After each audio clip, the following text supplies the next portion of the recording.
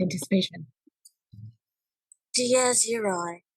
Diaz Uri. Okay. Excuse me? Oh, we'll get to it. Hello, and welcome to Spooky Sips, where we put our love of horror movies into a podcast and sip some spirits along the way. I'm one of your hosts, Ivette, and I'm here with my co-hosts, Laura and Brianna. Hello. Hey. Okay, so I am really excited, sippers, because I'm just gonna say it. This is my favorite horror movie. This is it. This is my world, my everything. As you'll learn this episode. But we decided to watch The Shining. Yes. Oh, I know y'all have seen it, but just in case you haven't, go watch it. Yeah. But we watched it again, probably like one of my 100th times. Oh, I've seen it so I just wanted to make sure it was fresh. Yes. So I watched it last night. The movie is, I believe it was 1980 that it was filmed.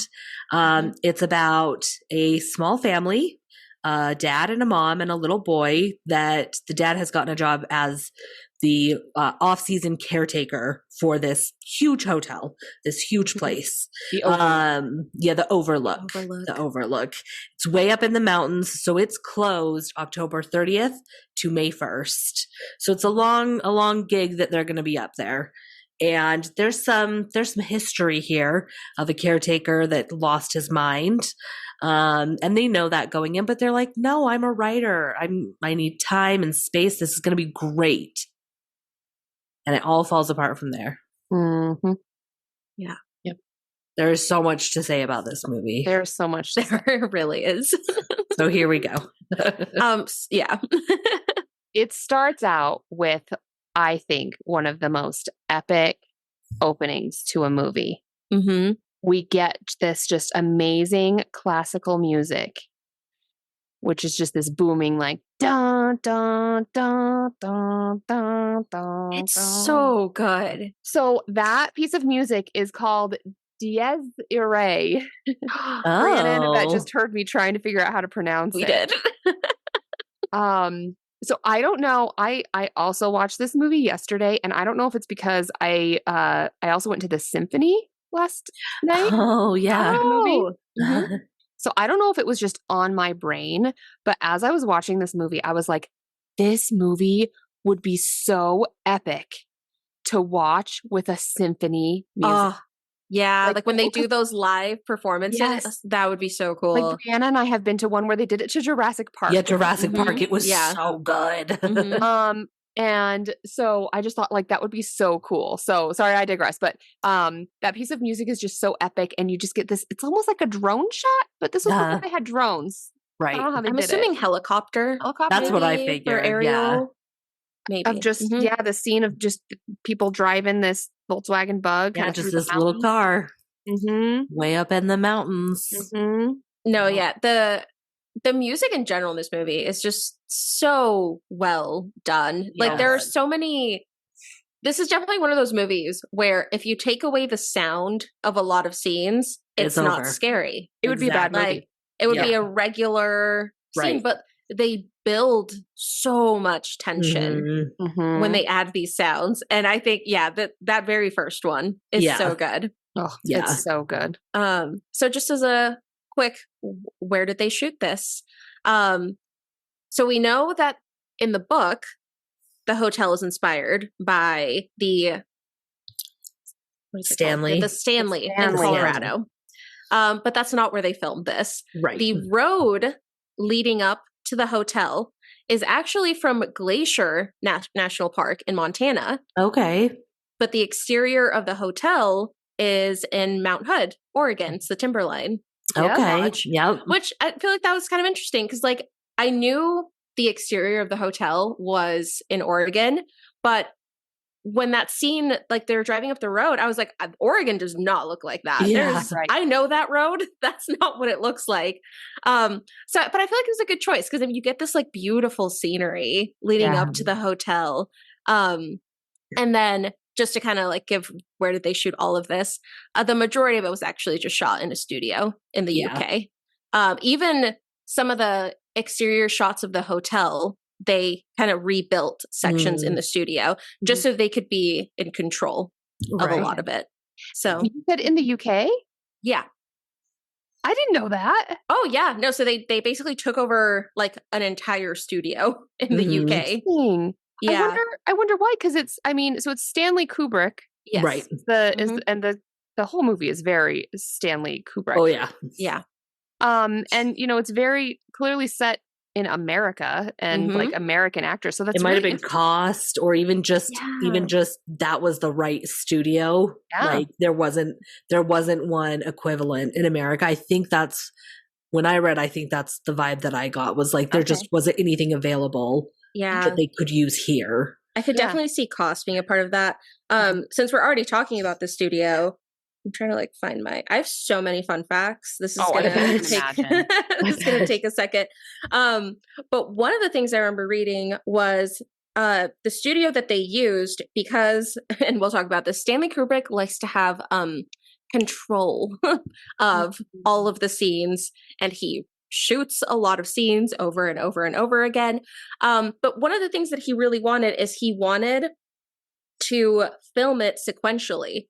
So a lot of the movies, they'll have a scene, and since they have it set up, they'll do everything that is taking place in that part and then kind of go from there. No, he wanted everything. So that meant that they had to build everything so he could shoot it sequentially. Wild. So the studio that they were using, they used every single studio. Wow.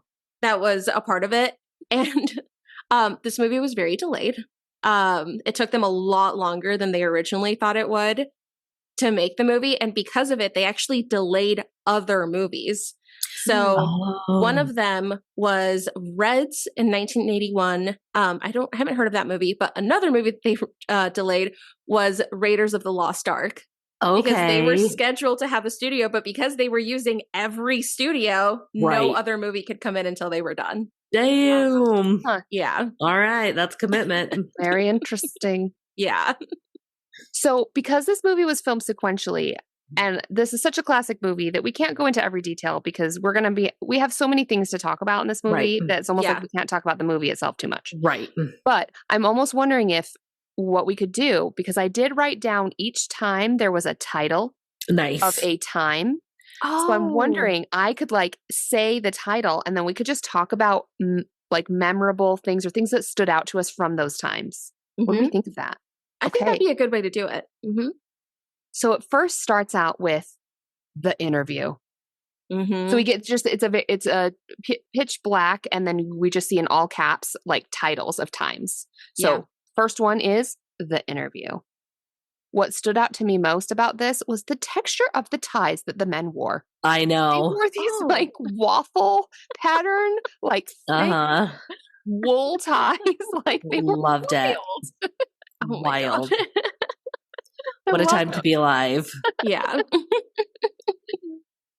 But no, really the dad, Jack, who is played by Jack Nicholson, is interviewing to be the caretaker. Yeah. And I think like the main takeaway from this is, one, he gets the job. And then also this is where they tell him like, okay, so, hey, we need to disclose, about 10 years ago, there was a man that came with his family to be the caretaker off season, and he got what they call cabin fever and murdered his family with an axe and chopped them into little pieces and then killed himself. His name was O'Grady. I think Daniel O'Grady. It was something like that. Yeah, Mr. O'Grady. So yeah, it was Mr. Grady and his two little girls and his wife. And then I like how the guy's like, that's not going to be a problem for your wife, right? To which Jack is like, I don't know. She loves horror movies. Oh, no. Oh she's like a genuine horror movie addict, I think. Exactly. Like, hell yeah, let's do this. Yes. And my question is, and I've also read the book, and I really like the book. The book and the movie are different. And I know, Brianna, you've read the book too. Twice. They're different, but they're both good. And I know there's a lot of people who say that the movie is bad because they're so different. I disagree. I think they're similar enough that you get the same vibe. I actually think. But so I don't know if they explain this in either, but so if this is taking place 10 years after the murder of the O'Grady's, who's been taking care of this hotel for 10 years? And has any weird stuff gone down when they've been taking care of it? Well, they probably just had other they had other caretakers that were not of mentioned. They were just regular. That They didn't came in, go did their job, and that left. didn't go crazy. Yeah, Okay. like they just came in, did their thing, and left. Yeah, that's what I assumed. Yeah. Yeah. And so while this is happening, back at home, is the mom and, the little boy. I think he's like 5. I don't know if they actually say how old he is, but I would assume he's like 5. That's what I have said. Yeah. And that. We see like them. I wrote down that they're having she's having her Siggies and Sammies. Yeah, Siggies and Sammies. Because she's just like chain smoking, eating a sandwich with him. And we meet Tony. Yeah. And so Tony is the little boy. I always misquote this. I always say that Tony's the little boy who lives in Danny's finger, but really no. Tony lives in Danny's mouth, but like he always wiggles his finger whenever Tony is talking. Yeah. And he hides in his stomach. Yes. When people are around. Convenient. Yes. Which, Laura, you might need to give us some insight on imaginary friends. Right. And how, because that seems odd, I guess I don't know that I don't interact with that many children or children with imaginary friends. So it's like, is that normal to be like, oh, this is he lives in my mouth? Yeah. No. I would say, I mean, I don't have my own children, but I nannied for over a decade. Almost every kid I nannied had an imaginary friend. And at least one of them, it lived in her brain. Like she had she thought it was an actual physical little guy just sitting on her brain. Interesting. So like that, and she wasn't haunted. Or maybe she was. Typically, yes, imaginary friends are very common, but usually most kids actually admit that the friend is pretend. So it's someone to play with. It's a really great use. I mean, imagination and play is such a developmentally crucial skill for kids to have. So it makes sense that they make up friends to play with, especially if they don't have anyone to play with. So it's very common and developmentally appropriate. But most of the time, kids really admit, well, no, they're not real. I just pretend that they're there. Yeah. Okay, cool. But Danny thinking it really is a little boy that lives in his mouth, lives in his mouth, and shows him because that's the other thing about Tony. Yeah. Tony also shows Danny things. So like we see Danny get these flashes of like right off the bat, flashes of the elevator and the blood coming from the elevator, and just and it scares Danny. And most of the time, imaginary friends are going to be a comfort and like a joy, not a terror. Yeah. So yeah, and that's the notable thing about this segment is that he's talking to Tony in the mirror. He's in the bathroom brushing his teeth, and that's when Tony shows him the doors, but with blood coming out of the elevator. And so next thing we see is they're in Danny's room, the mom, a woman, and Danny. She's a doctor and she's examining him because it's like he fainted. And so she's like asking him questions and trying to learn about Tony and what happened. Yeah. So I have a confession that I probably should not admit publicly, but I have. But you're going to. Here we go. So I have a collection of videos that is like some of my favorites that occasionally are in my possession from downloading instead of streaming. Possibly not in always legal ways. Illegally downloaded, got it. So I know I've purchased this movie before, but I also, just because I love this movie so much, I watch it all the time. I have it as one of my downloaded movies. So that's how I watched it this time. The scene of the doctor interviewing Danny after he sees Tony is cut. Oh. Okay. And there's a whole reason why I discovered this, because I didn't even realize that that was cut until I was looking up later on, and we'll get to this later. There's a scene with a bear, and then there's some fan theories as to why the bear's there. But one of it ties back to the scene with Danny waking up. And I was like, wait a second, that wasn't in the movie, but I know I've seen that scene before. And I guess that scene was cut.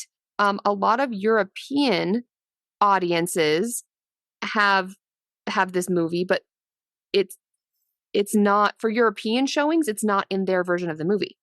Yeah. Is that what your fun facts you know about, Ivette? Yeah. So this movie, one thing that's really interesting is they released this movie, like released it into theaters. People were seeing it. In general, there were like very mixed reviews, which we can like talk about maybe at the end. But part of it was this movie was half an hour longer originally than this final version that we are all seeing. Okay. And so cuts were made after the movie was released.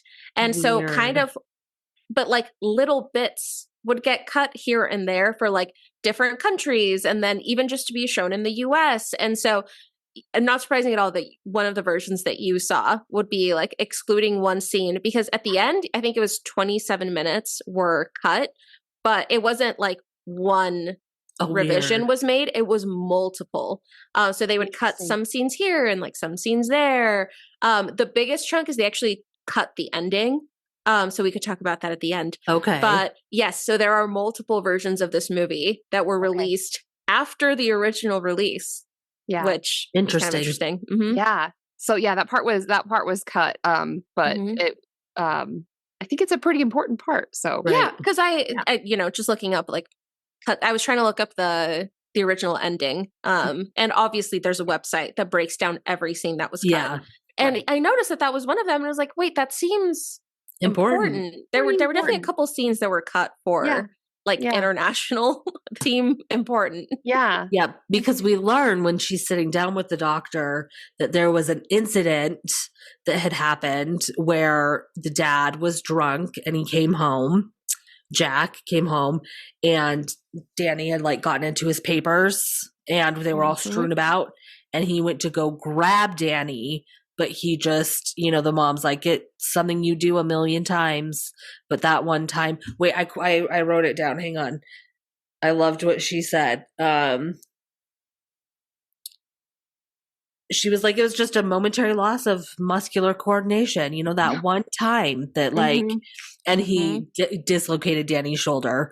But it was bad enough that he like had to be out of school for a while. So we learned that little insight, which might be useful later. So cut to closing day.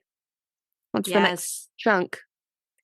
So I feel like when it's closing day, he's as we said, he's gotten the job, they're driving up. I already feel the closer they get to the Overlook Hotel, the creepier and more like just upsetting and disturbing Jack the dad gets. Like even in the car, just the way he's talking to the family, it's already a change from how he was when he was interviewing for the hotel. Like he gets more curt, he gets like very short-tempered. Yeah, a little sharper. Yeah, he's already changing. Definitely. Yeah. Well, and we know Tony doesn't want to go to the hotel. So we get the signs that the hotel is not good very early on. And so they're just being shown around what they should do. And there's always this high pitched tone. Yes.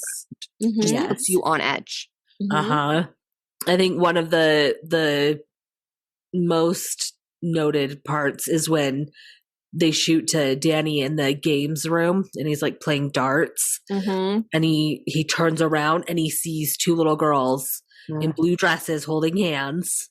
And I don't think they say anything this time. I think they're just there. Yeah, they're just there. And just the look on Danny's face, like, I don't know how this kid was able to act so well at the age of 5, but holy cow, like he pulled off that look. And there's something just about the way that it's shot that just creates so much tension. Yes. Yeah.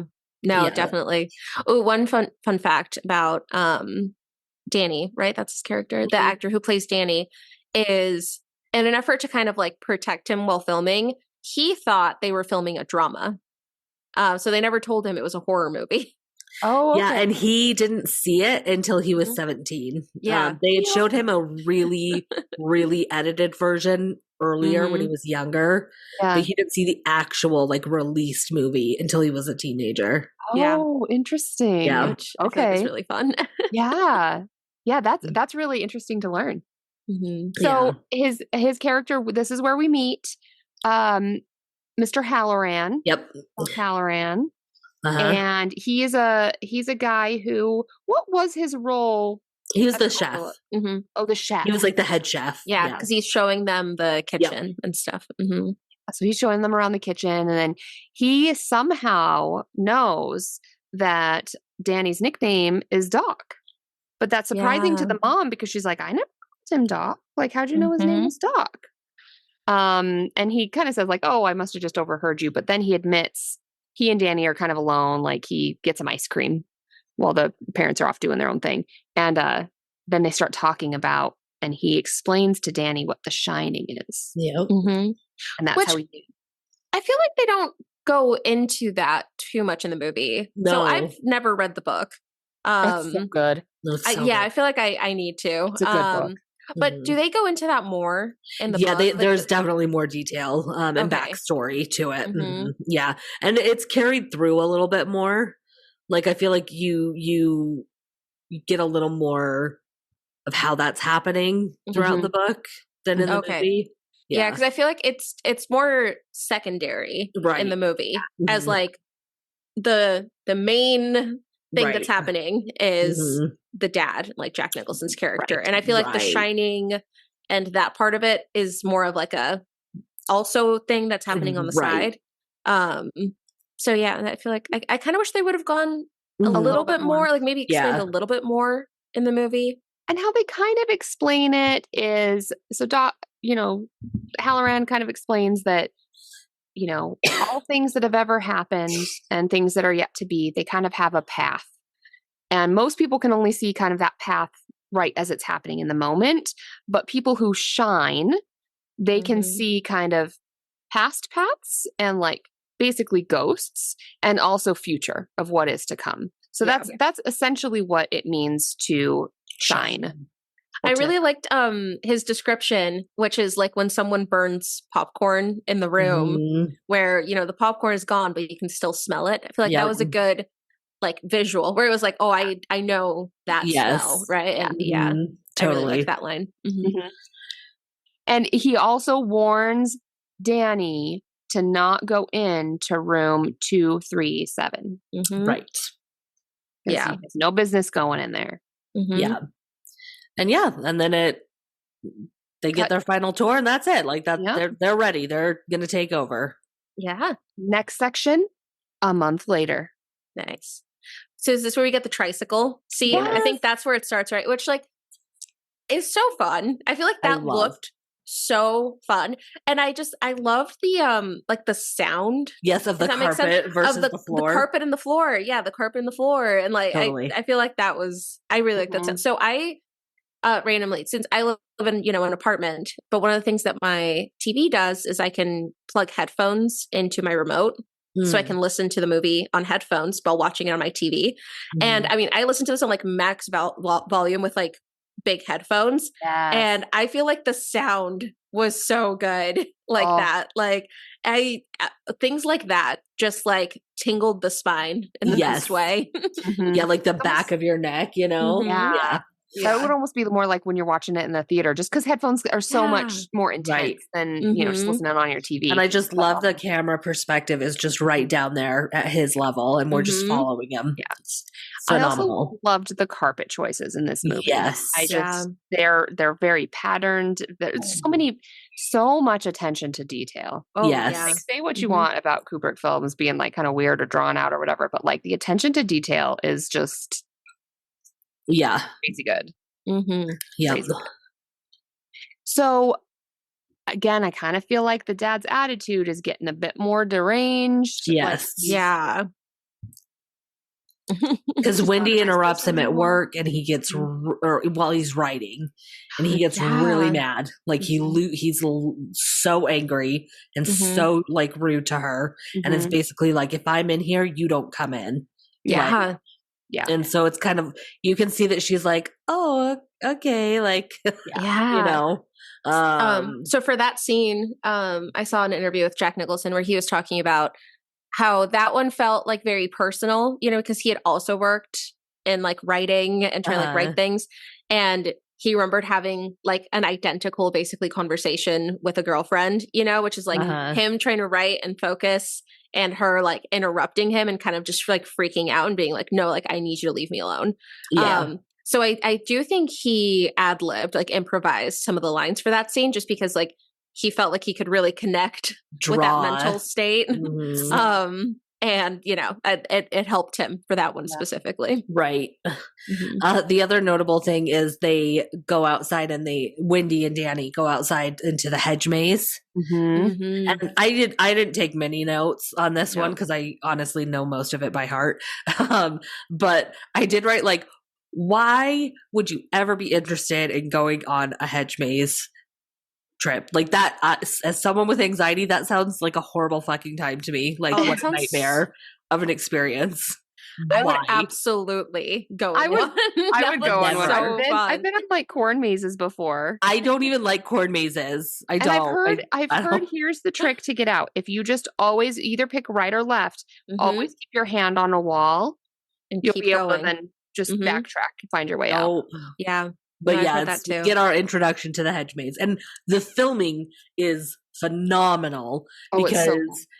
As the camera is panning an aerial view above Wendy and Danny, we see Jack inside, and there's a little model of the hedge, and he is looking down at the maze. And it's like he's looking down on Wendy and Dan. It's the so tiny cool. version of them. I love that scene. That was such a cool scene. That was a fun scene. So the way that they shot that is, you know, they're in the middle of the maze, and we only see them really walk across. It's not, they don't go through a big section of the maze. So what they did is they recreated only the center part of it, and then went to the top of like a tall building where they could recreate it. So then they shot them walking in only that tiny section of the maze and then overlaid it with the much bigger maze. Wow. So that's how they were able to like get that effect, which I thought was really cool. That's awesome. Cool. And that was one difference in the book versus the movie. So I read the book maybe 3 or 4 years ago. And so I might not remember everything exactly, but in the movie, the hedge maze is pretty big, but in the book, it was more that there were these hedge animals, and the animals kind of came to life. Right? Yeah, they were. It wasn't a maze. Yeah, that kind of presented as their danger. But so that was just one difference. Of it. Which I liked that change. Yeah, like personally, I liked the movie take on it. Like I think nowadays you could totally do awesome stuff with hedge animals coming to life, but I think back then it would have looked too cheesy. It would have looked. It would have. So I get it, and you're exactly right. That's why. Stanley Kubrick decided not to do that. They actually no. I think from the beginning he was like, I want the rights to deviate from the book. Yeah. So from the beginning he said that, saying I'm not going to go 100% to the book. But with the hedge animals, he was like, there's just no way that we can like successfully do that. No. So you're exactly on why he chose to not do it that way. Good call. So then we cut to Tuesday. And this is actually when the scene happens where Jack is really mean to Wendy. Oh, okay. Sorry. Yeah. It's all getting very, so at first we go from, you know, it's a month later, and then it's all of a sudden it's like Tuesday. And then, you know, just the next day that happened. Yeah. And he, you know, he calls himself like, or she calls him grouchy or something. And I was like, that is such an underestimate. Yes. Yes. Grouchy. And, one thing I noticed too, when he was really mad at her, that scene is they never explain what he's writing in the movie. But we do see some clues. There's all these newspaper clippings, like in a scrapbook almost next to his typewriter, as to get a clue as to what he's supposed to be working on. Yeah. Right. Mm-hmm. Right. And then we also, this is the same day, we get the most amazing, I think one of the most amazing scenes of the entire movie, where Jack is wearing like the black turtleneck and he's just staring out the window. And it's so creepy. This man's facial expressions should have won an Oscar. Not him, just his face. Like, holy cow. Yeah. I was thinking that his acting in this movie, and I don't know that horror movies ever really get Oscar nominations or anything, but they freaking should have, because his acting in this movie was incredible. So good. Ivette, do you have a note on the Razzies? Yes, I do. Okay, because I was gonna mention that. Yeah, no, I mean, I feel like we can talk about it now. Where not only did it not win something like an Oscar or some sort of, higher honor. This movie was nominated for 2 awards in the Razzies, which, for anyone who's not familiar, honors the worst movies out there. So it got, I think it won both worst director and worst actress for Shelley Duvall. Okay. Which they actually later retracted. They did retract. Because when it came out what Kubrick had done to her, like his treatment of her, they retracted the Razzie as like. But it was like 2 years ago that they did that. It was recent. It was like, I think it was because they also at the same time did for Bruce Willis. So it was literally like 2021 that they redacted it. Like, so it wasn't very recent. Yeah. I mean, okay, so let's talk about her acting a little bit while we're on. No, I will literally, this is my Roman Empire. I will die on this hill. Her acting was phenomenal and amazing, and she made the movie even more so than Jack Nicholson. There, she did a great job. There, that's I'll get off my hill. Yeah. So here's what I was going to say. It's not that I think that it's bad. I think that it was a very specific style. And I think she did a good job of just making the character that she was playing seem so frail and just broken down and kind of just chicken shit, I guess. Like until she had to turn it around at the end, which we'll get to. But like some of the things that drove me nuts, like her high pitched little voice. But again, I think it served a great purpose. And the way, like later on, the way she runs, I can only equate it to, if you're a Friends fan, you'll know. There's a scene where Phoebe Buffay from Friends runs and she just does this like flaily thing with her arms. And that's how I feel Wendy, the character, would like run, but when it's in a moment of horror, she's just like flailing her arms around. Okay, but is it her acting or is it the direction she was given and the way this character was written? I'm applauding. I'm applauding. If you can't hear me. Maybe that's what it is. Maybe that's what it is. Because I think one big criticism that people have is that her character was changed a lot for the movie. Yeah. And it was. I think she acted with the direction she was given. Yeah. Agreed. So I agree that I don't love the direction they went with the character, but I think she was doing it to the best of her ability with the direction she had. Yeah. I can see it's that. like for me, that the moment that really captured that was like where she's swinging the bat. And I think that's like the next day or the day after. It's soon that happens. And like that was completely the direction she was forced to do and like had to do it so many absurdly amount of times to get it right. And I actually liked that scene because it just shows how broken down she was. Yes. So I agree. Maybe it's not and I don't ever think that it was her acting. I just think the design of her character in this movie sometimes is a little off-putting, but I think it serves a good purpose. It's supposed to be. Yeah. Right. But it's like, okay, this movie came out in 1980. You cannot tell me she gets worst actress. You know, there is no way. Come on, she gets the worst actress. Just since you brought up the scene, there is like a rumor because a crew member submitted to the Guinness World Records for like the most number of times that a scene was shot, and it was that specific scene where she's like hitting the baseball, and they submitted that scene was shot 127 times. Most people say like the camera crew, other people came out to say like it wasn't that many times, but it was closer to like 35 to 50, which is times. So still insane.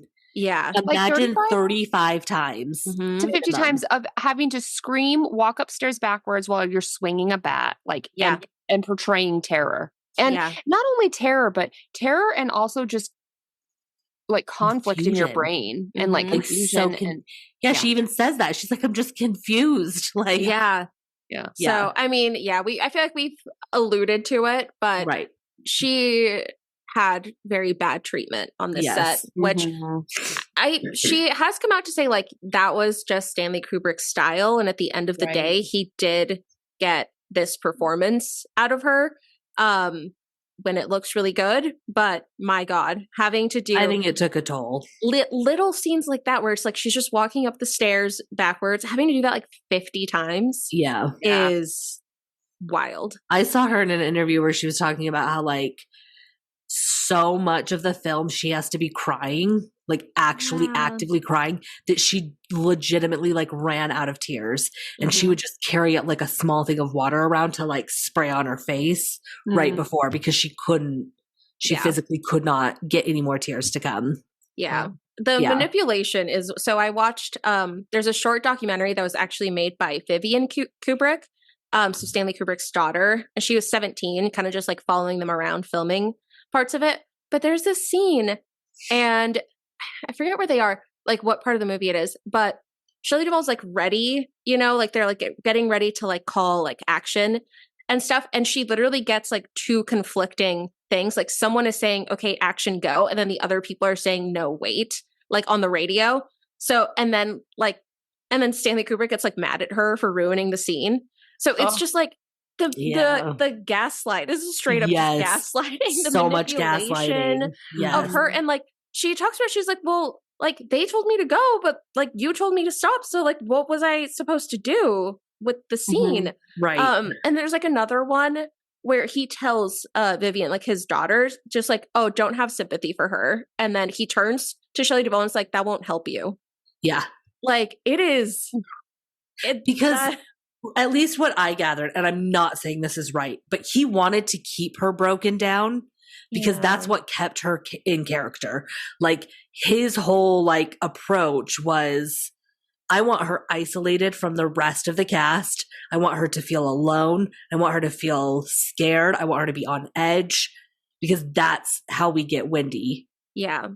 Which is fucked up, but that was like, I feel conflicted about that, because I think if as an actor or actress you agree to that and you know, like, you know what, I'm going to do this movie and I think Kubrick's the best director ever, and so I'm going to say, you know what, if you, because I think knowing that you're going to be treated badly isn't going to make it feel any worse or better. So I feel like if she had known and been told, we're not going to treat you well because that's going to get this performance we need out of you. Yeah. That would have maybe been okay. Right. I think another thing that makes it worse is honestly like the length. So originally they were planning on shooting, I think it was 17 weeks. So like 4-ish months was their expected schedule. They ended up shooting, because of all the retakes they had to do and all the, one thing we haven't talked about is there were a lot of script changes. They were constantly changing the script to the point where Jack Nicholson had in an interview, he said like it would get to the point where they would hand him a script and he would just throw it in the trash because he knew that there was going to be another change coming. And it was like, yeah, I'll just do day of what like the script you give me because I know you're going to change it. So because of all these changes and retakes and everything, it took them 51 weeks, which is almost a full year. Oh my God. So imagine this treatment for a full year. Brutal. Wow. Yeah. Wow. And it was like, and when I say a year, it wasn't like, oh, they would go on set for like a few hours. It was Full long hours, like 6 days a week. Oh my gosh. Yeah, that'd be rough. That'd be Yeah. Mm-hmm. Well, next scene is Saturday. Yep. Saturday. And this is the day, right? Well, not quite yet. Almost. This is the day that there is a bad storm and the phones go down. Okay. Yes. And this is also the day where Danny, who has seen the twins a couple of times, this is the first time they talk to him. Yes. Oh, okay. Yeah, And this is the trike. day. Yeah, this is the day where when he sees them on his little trike, they go, "Hello, Danny. Come and play with us, Danny." So good. Okay, I feel like this might be a good place to say, because we will be sharing it with you all, that Laura and I, one year for Halloween, this was before we did the big like group costume. So it was just a small group. Me, Laura, and our husbands.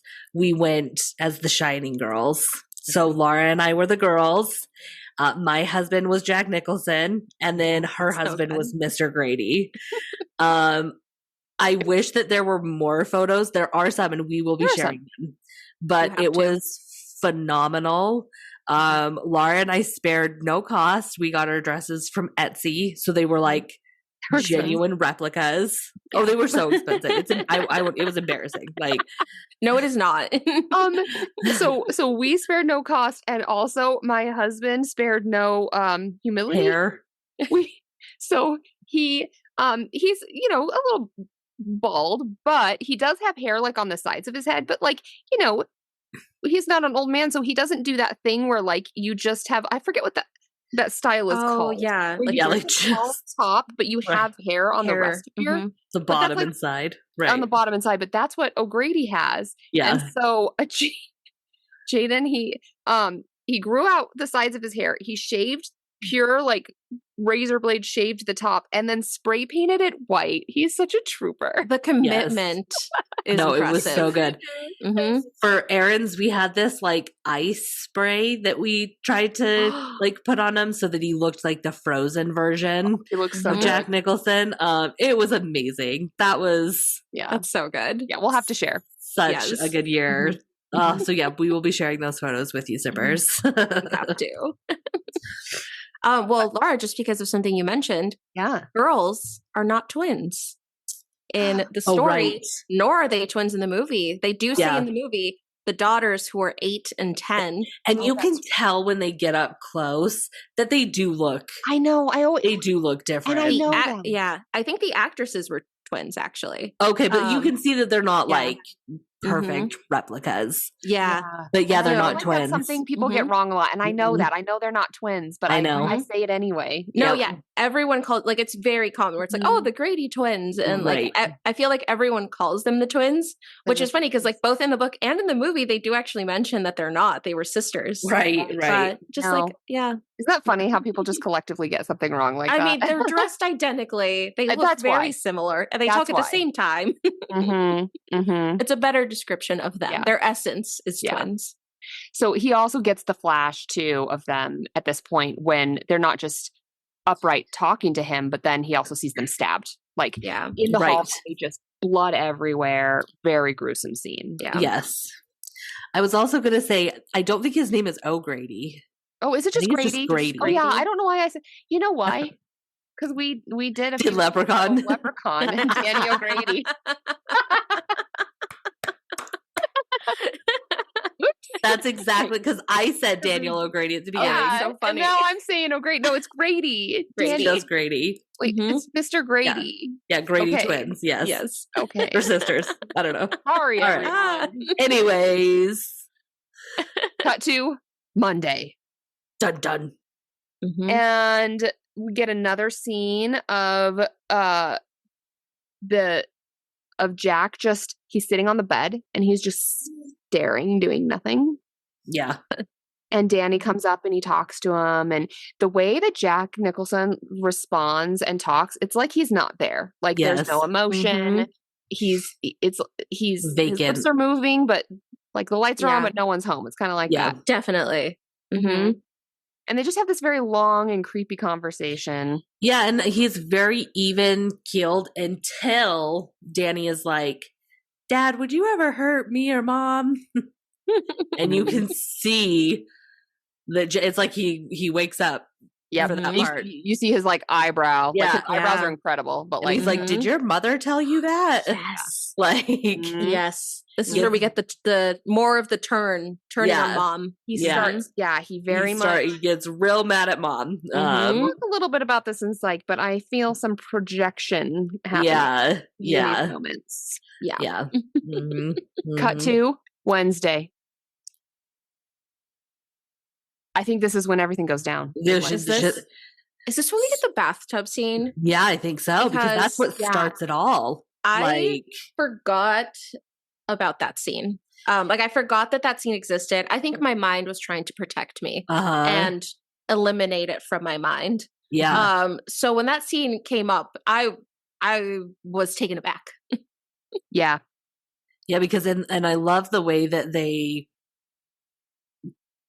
film it and kind of lead us into the story. Like I like the way they set it up because we see Danny on his trike again, or he's playing cards. He's playing with cars, and a ball rolls out to him, and he goes to like see what it is, and he's by the room 237. Which I was like, why does he keep playing on that floor? Like this is a huge hotel. Go somewhere else. The best carpet. Clearly, he has a draw to the room, though, right? Like he knows there's something in there. Yeah, and it's open, so we see him like. Oh yeah. So we see him go in, But that's it. Like, but then before the bathtub scene happens, right. Mhm. We also then see Wendy's doing something like checking the meters, and we hear this like grunting, moaning, screaming Animal Mhm. scream from Mhm. Jack. Yeah.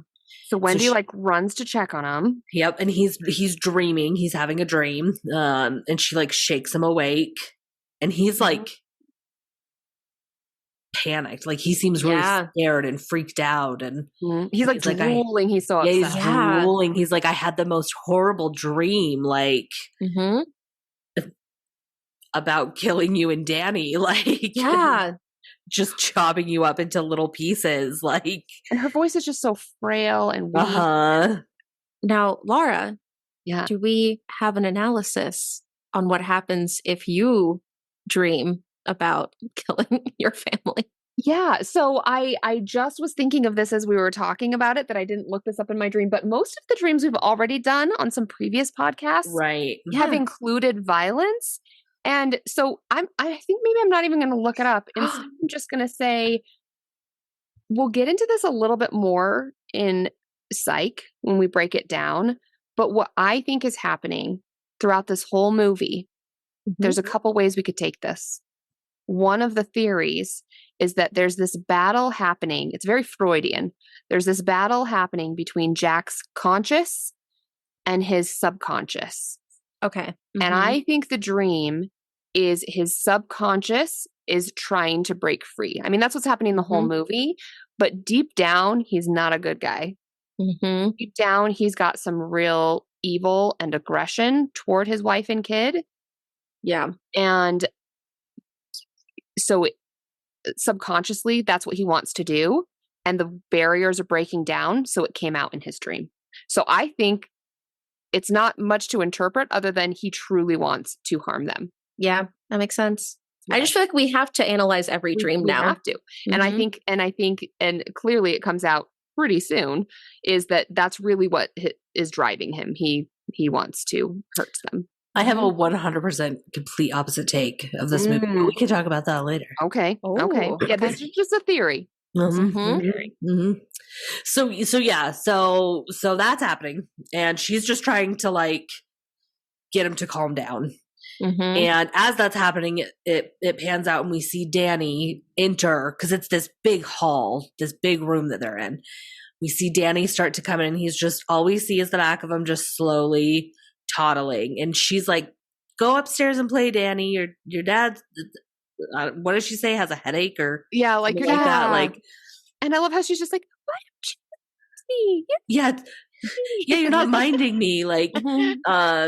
And that's when we see as he gets closer that there's something wrong. He's sucking his thumb. And so she's like, let me just go get him settled. So she goes towards Danny. And we see that can I just say his little outfits? You guys, he'll so be dead. good. He's in this little Apollo blue sweater over a little flannel, and he's got these little corduroy pants on. We have to talk about outfits because for me, I don't know. I love the Apollo little sweater, but I think my favorite outfit of Danny's is his little overalls. Oh my gosh. Gosh, overalls. Yes. Yeah. I also love the Mickey sweater too, though. I know. So it's or the cute. red footy pajamas. Yeah. But anyways, his little sweater is torn. He's sucking his thumb and he's got some red marks. So she like kneels down and is like, Danny, what happened? What happened? And we pan back to Jack Nicholson, and just the way that they film this, it's like we see her realization where she's like, you son of a bitch. And she just thinks he did it. And she just gets so mad, and she's taking Danny, trying to like protect him. While Jack is just sitting there like, his facial expressions are wild. Totally out of it, like not even responding to what she's saying. Yeah. So she like takes Danny, and then Jack goes to the gold room. Right. Love the gold room. Love the gold room. The gold room. They're supposed to be the only people in this, Overlook Hotel. Yep. But it's all lit up, and we meet. What's the bartender's name? Isn't it like Wallace or something? Lloyd Wallace. Lloyd. Where'd that come from? I don't know. That sounds right. Who that is? And so Jack orders. He orders what he calls the white man's burden. Yeah. There's a couple moments in this that we have to uncomfortably talk about. There's some things that right.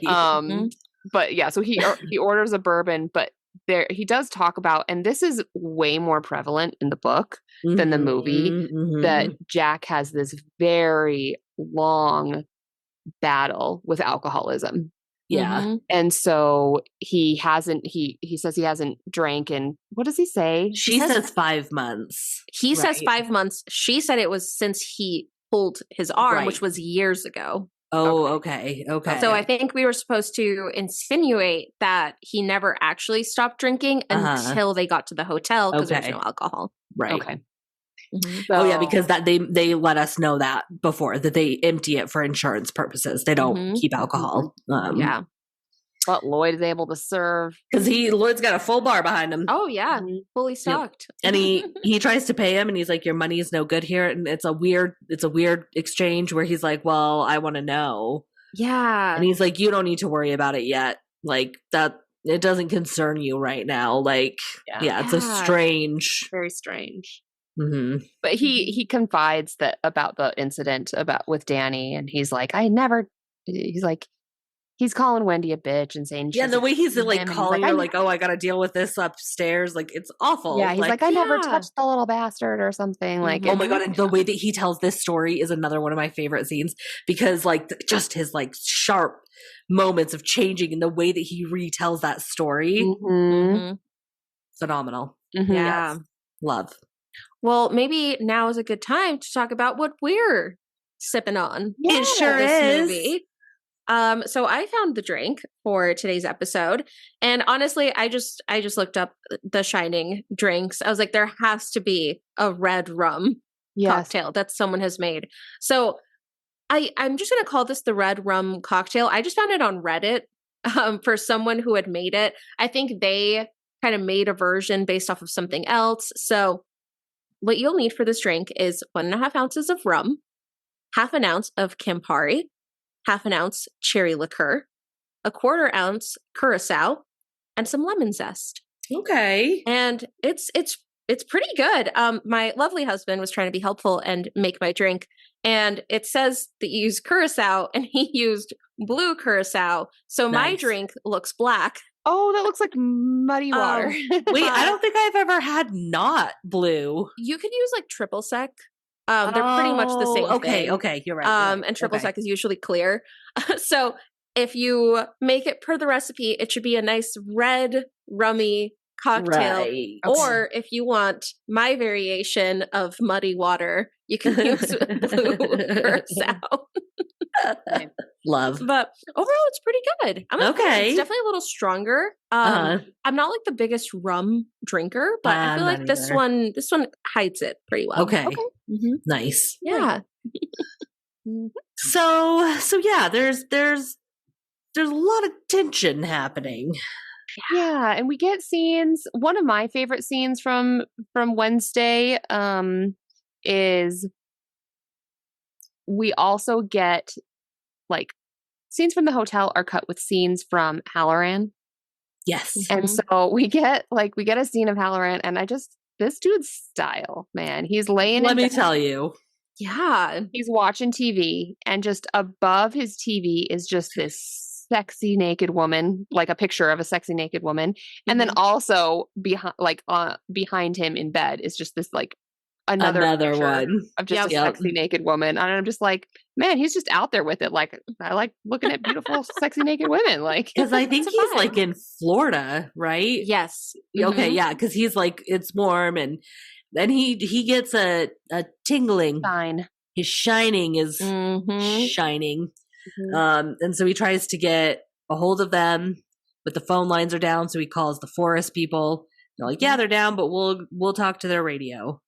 And they're like phoning the radio, and we see Jack walk by it and hear it. And so he goes in, and he's like almost robotically, like he just takes the cover off and then snaps out the batteries and just takes them. So the radio is now dead. Because earlier, before, I think even right after they got there, Wendy had like called the forest people, and you could tell she was lonely.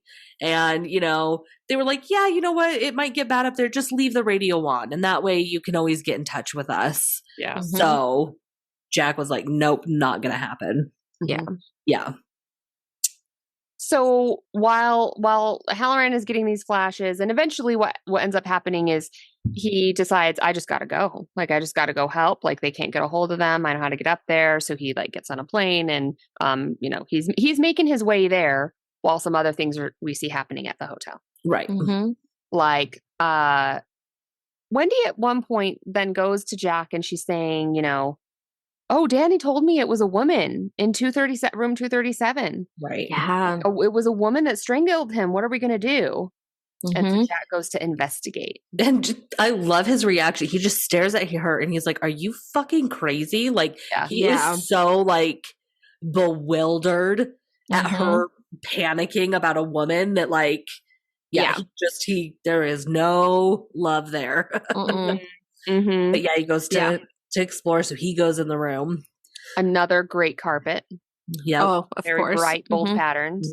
And this bathroom, this green tiled bathroom is amazing. There needs to be a hotel that has a recreation of this room. Agreed. I just feel like that would be so fun to stay in. Agreed. We've stayed at the Stanley Hotel, which this, book and movie is based off of. Well, because what Stephen King wrote it because he was inspired by this hotel. So the Stanley, I don't think the Timberline does anything.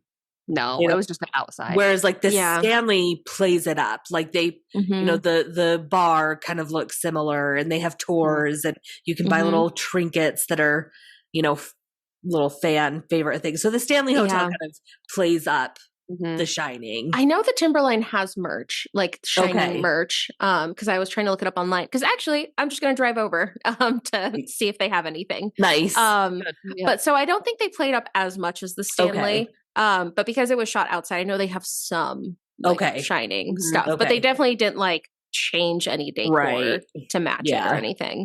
Yeah. So yeah, he enters the bathroom, and the shower curtain is pulled back, and you can see a silhouette of a woman, and she pulls the curtain back, and it's this very young, attractive lady, naked lady. She's very tall. Full nude. Yeah. And Full nude. yeah, full nude, full bush out in action. Yep. The times, it was accurate to its time. Yeah. No trim in those hedges. And you Sorry, that's just stupid. You can cut that. No, I will not. I will not cut that out. That's going to be one of our sound bites. And just the face that he makes, again, I know I keep talking about it, but it's, he just is like, fuck yeah. Like, yeah, he's down. He's cool with that. They come towards each other, and they just kind of because it's so slow. They like slowly embrace each other and start making out. He's got his hands all over her.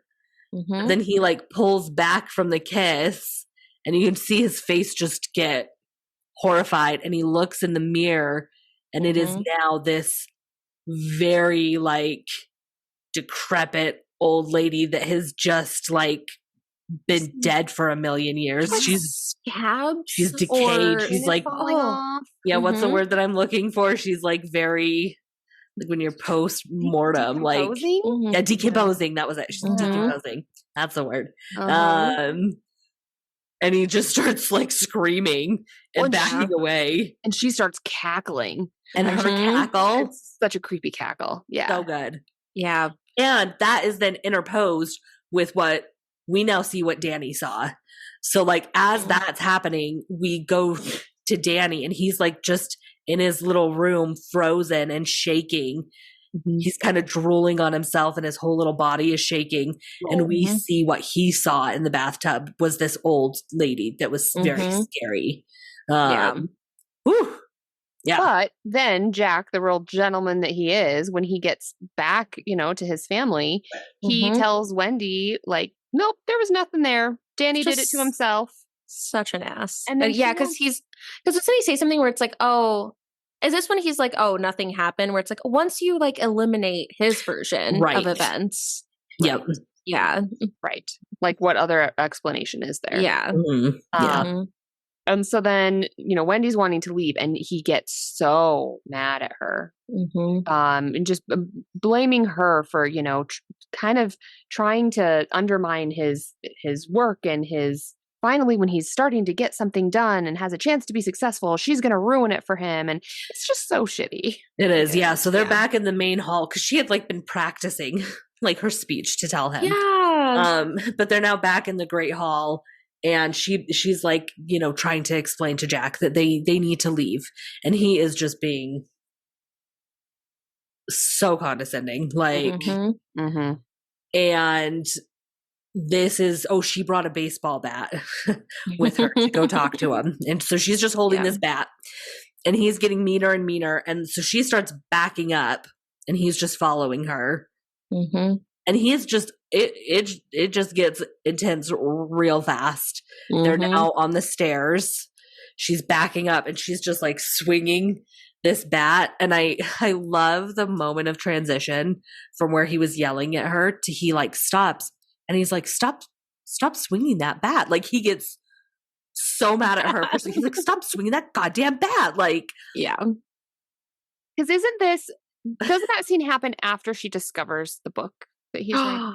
I mean, we have to go over that. You're right. Okay, yeah, because she had walked into the hall to find him. Right before she finds the book, he goes back into the gold room. And the only reason I bring this up in order is because he meets, he goes into the bathroom, a butler. There's a party going on in the gold room. There's a huge like night flapper style party. Oh, because he spills on the him. Affogat or whatever it's called. Yeah. Which is basically, I looked it up. It's just, I think like a British version of kind of like an eggnog. Okay. Oh, okay. But so he goes into the bathroom with the butler, who says that his name is Grady. The most red bathroom you've ever seen. And the most vibrant red I've ever seen in my whole life. I think that's such a Kubrick style to like. Yeah. Like I think he tried to maximize the red in this movie. He did. accomplished. And so Grady tells Jack that, no, you've always been the caretaker. Because Jack is like, Grady, I know that. You killed your wife. Like, you were the caretaker here. And he's like, no, you've always been the caretaker. Mm-hmm. But then he also does tell a story about how he's like, your wife wants to leave. And you need to stop her. You cannot allow that to happen. He's like, my wife and kids didn't mind me. And he goes, I corrected them. Yeah. And he tells them that Danny is trying to bring someone in. Oh, yeah. That's where we get the uncomfortable scene. Oh my God. Yeah, again, things I forgot about. Yeah. Language. Don't love the drop of the N-word. Lots of racism. Twice. Very, very upsetting. Yeah. So there's that. Yeah. Mm-hmm. But he's warning him that your son is trying to bring someone in, and it's that cook. Mm-hmm. Mm-hmm. So yeah, then Wendy enters into the hall to try to find him. Mm-hmm. That's when she finds the manuscript, the book, what he's been working on. So he's been writing this thing, and it's huge. It's got to be at least like 300 pages that he's been typing away. Yep. And she discovers the theme of the book really is all work and no play makes Jack a dull boy. But it's just over in perpetuity. Over. My favorite part is that it's it's structured. Like it's done in paragraph form and little block texts and little so it looks from a distance like a real story, and then it just becomes just back to back to back lines. Yes, of it. I love that there's some random typos and spacing differences, and then the different formats of the paragraphs. Like sometimes it's written like a poem, sometimes I love it. It's. Can you imagine being the person that had to make that prop? I know. Just typing on a typewriter. Yes. Fun fact, it was Stanley Kubrick's assistant. Nice. Who had to get on the typewriter and write all of these out. Which can you imagine? I cannot imagine being his assistant. No. Right. I think it would be. One other fun fact for this is because the movie was going to be released internationally, they wanted this scene to still have an impact for an international audience. So a couple different versions were made. Obviously, in English, we got all work, no play makes Jack a dull boy. In German, the phrase translated to never put off till tomorrow what may be done today. Okay. In Italian, it translated to the morning has gold in its mouth. In French, it translated to one, here you go, is worth more than two, you'll have it. Which is kind of the equivalent of a bird in the hand is worth two in the bush. Okay. You know how that works? And then in Spanish, it translated to no matter how early you get up, you can't make the sun rise any sooner. Oh. So they wanted it to be actual sayings in that language so that when audiences saw it, it wasn't just like something random in English. It was like an actual saying. Oh, that's awesome. Cool. That country. So I thought that was kind of fun. Oh, cool. That's awesome. Yeah. So she's obviously on edge because she sees this and she's like, "Oh shit, we got to get out of here!" So cut back to them being on the stairs. She's swinging the bat. He's losing it, and she's. I like at one point when that's happening, he says, "I'm not going to hurt you. I'm just going to bash your brains in with the baseball bat or something like that." It's like, okay. Yeah. And so she finally is able to get him. So she gets him over the head. Because first she gets his hand, and then she gets him over the head, and he falls down the stairs. And then it cuts to his face on the ground being dragged. Like we can tell Wendy is dragging his feet. Would be hard to do. And honestly, genius. This was so smart of her to think to do, because earlier we had seen this giant walk-in pantry that has big metal doors and locks. So she locks him in there. And, he's trying to convince, because he comes to, once he's in there, he tries to convince her, oh, come on, baby. But he just can't do it. He's still I'm going to kill you. And she's just sitting there crying. I also, I agree. I think it's so smart because she knows that there's this place that she can lock him in because he's still her husband and maybe he's lost it, but maybe if he gets help, he'd be okay. But she locks him in a place where he'll have food, right? Yeah. But also a place that locks. But I love the little detail of when she first goes to do it. She goes to open it up before she traps him in, and she forgets there's this little pin that locks it, and she forgets to do that. So she's like panicking. She's having that moment of like, I can't get the door open. He's like waking up. What do I do? And then she's like, oh, I just have to take the little pin out. Because that's so something people in those situations would do. Yeah. Yeah. Yep. It's very human. I love that. Yeah. And so she's like, Danny and I are just going to take the snowcat and I'll get help. And he's like, ha ha ha, you're not going anywhere. Why don't you go check that snowcat? Yeah. Of course, he's cut all the wires, so it won't go anywhere. It's dead. Because this whole while the giant storm is happening. You know.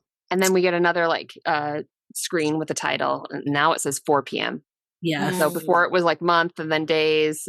Now it's just hours. And now it's hours. So now it's 4 p.m. And Brady lets Jack out of the walk-in. I loved how many snacks he had while he was in there. I know. Like he wakes up on a bunch of potato sacks, like Oreos, peanut butter, crackers. Like he's just got a whole little buffet of stuff. I mean, same. I mean, what are you gonna do in there? You know? Right? But yeah, Grady lets him out and tells him, because at first Grady's like, you couldn't do it, man. You suck. You can't. We're not who we thought you were. Look, you failed.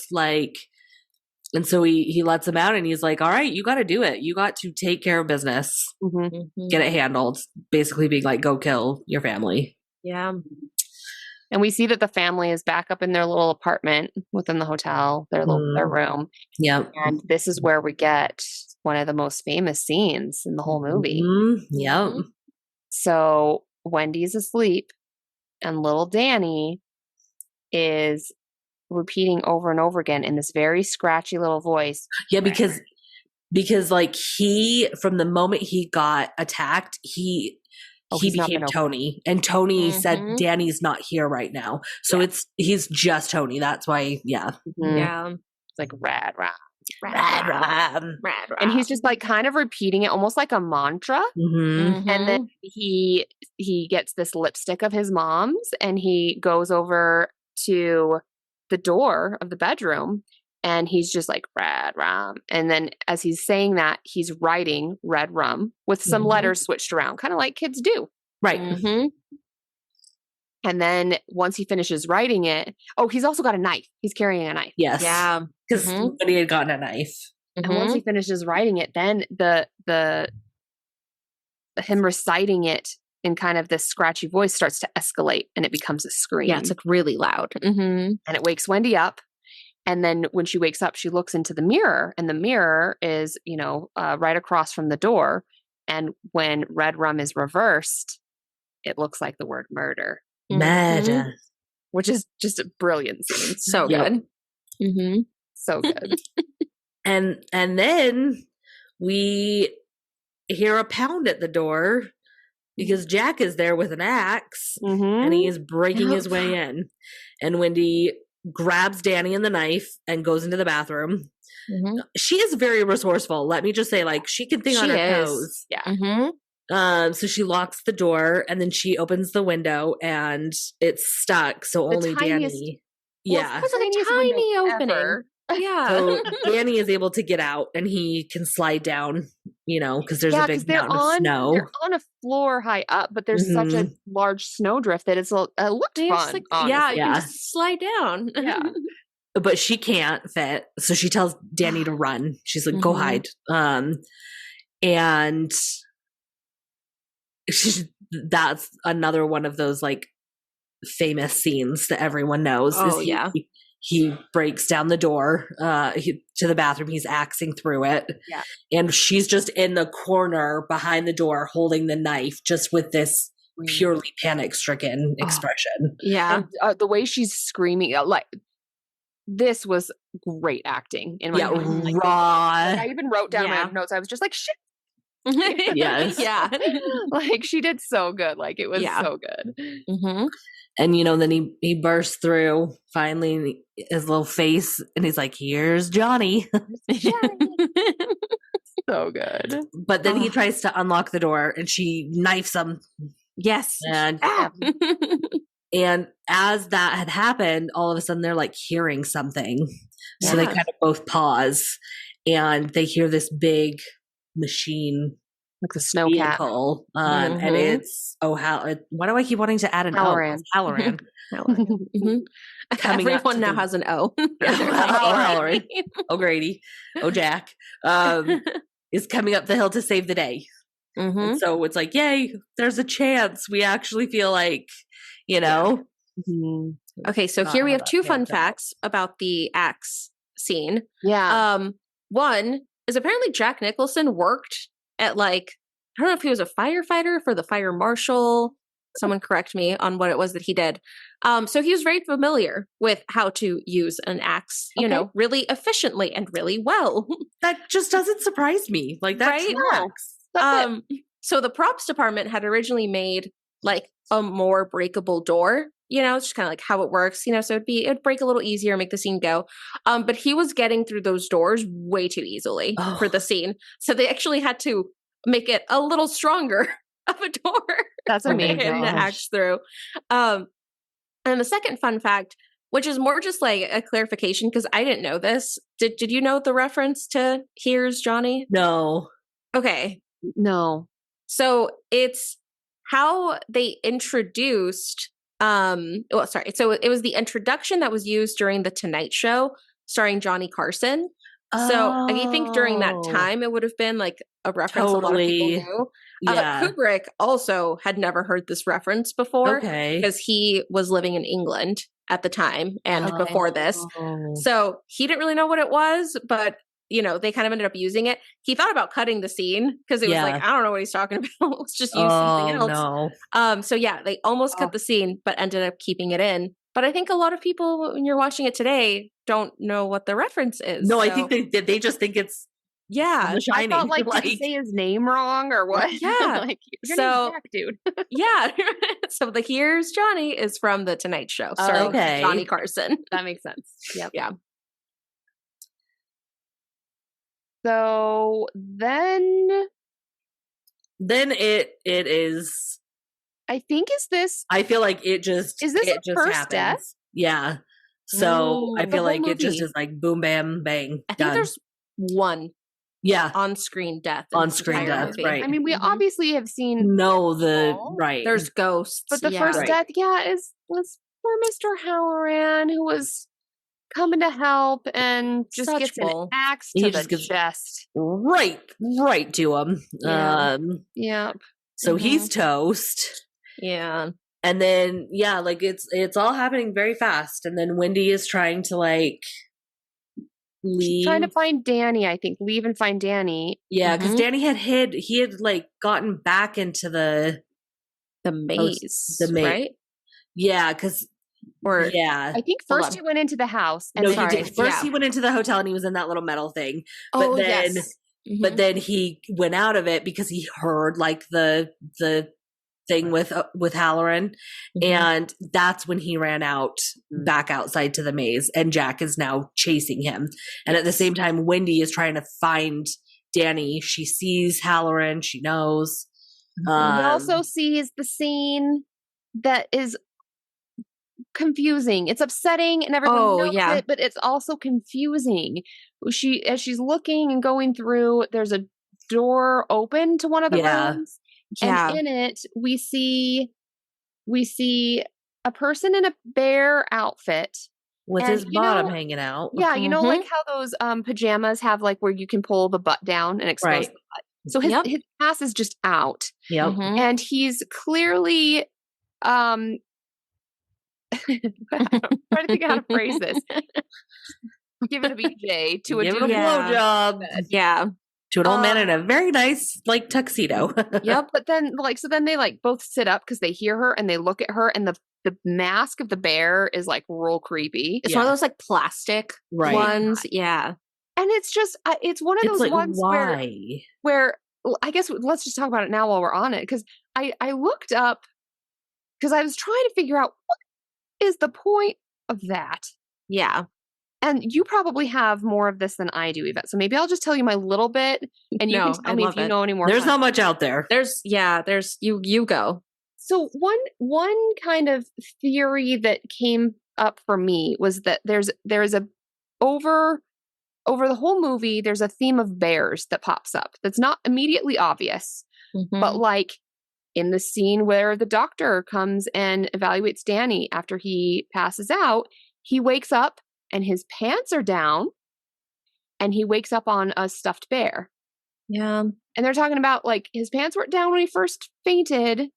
And then there's also like in some other scene, like above Danny's bed, there's like a picture of bears. And so people are saying that the bears represent a sexual abuse from Jack the dad toward Danny. And that's why the bear man with the suit man was a scene. Oh, I've never heard that one. Yeah, there's a lot of weird. We know that there's that physical abuse, or that situation that happened when he broke his arm, but that was a theory, and I thought that's kind of a stretch. That seems like a uber stretch. If that's true, it was so poorly explained and included. It just shouldn't have been included at all. Right. Yeah. Like it works to be off-putting because like you don't know where it comes from and it's just unexpected, but it also doesn't make sense. No, and it's not in the book. No. We should clarify. Right. Yeah, that one was just straight out of Stanley Kubrick's mind. Like he just has this fetish and wanted to put it in a movie and was like, throw that in. Yeah. I don't know.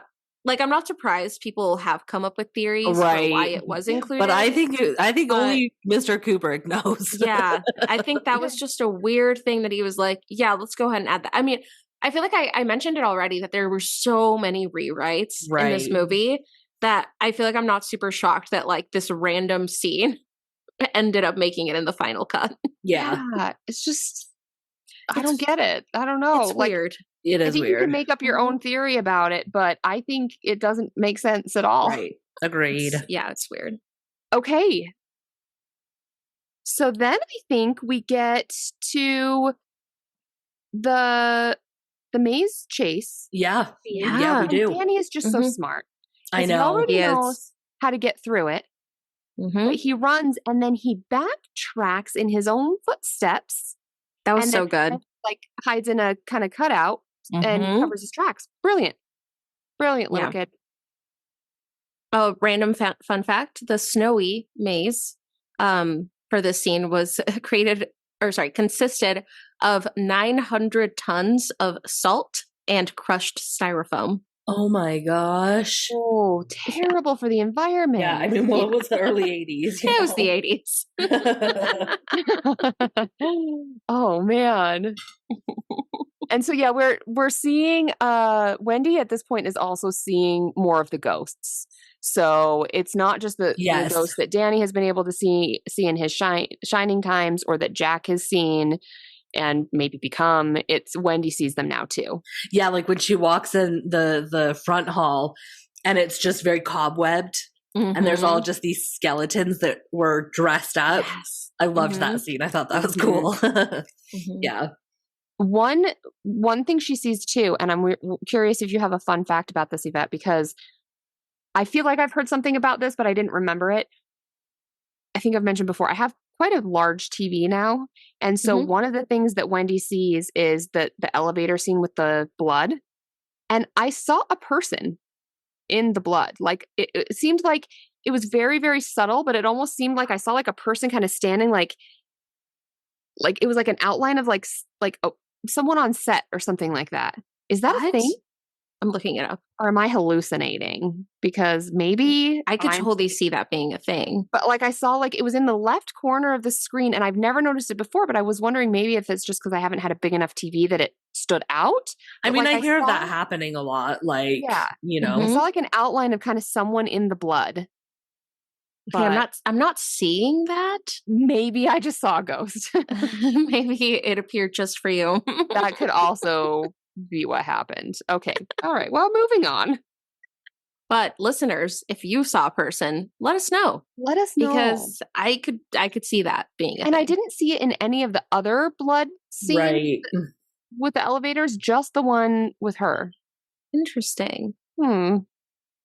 So yeah, Danny gets out of the maze. And as Jack is still in the maze searching for him, he realizes like the tracks have stopped and he's like, wait, what the hell? Like, so he's starting to like just become completely disorganized in his search and just kind of running around. And also at this point, his speech is completely incoherent. Because we also get that it's like freezing cold. It's freezing. Like unbearably cold. You know? But Jack's way of speaking is not something that would happen from being told. Oh, right. Like, well, we'll get into that in psych. But yeah, it's very incoherent. And then he kind of just starts to sit down because he can't get out. And so he just sits there maybe for a break or for something. And then we see our second death. Yeah. Because Wendy and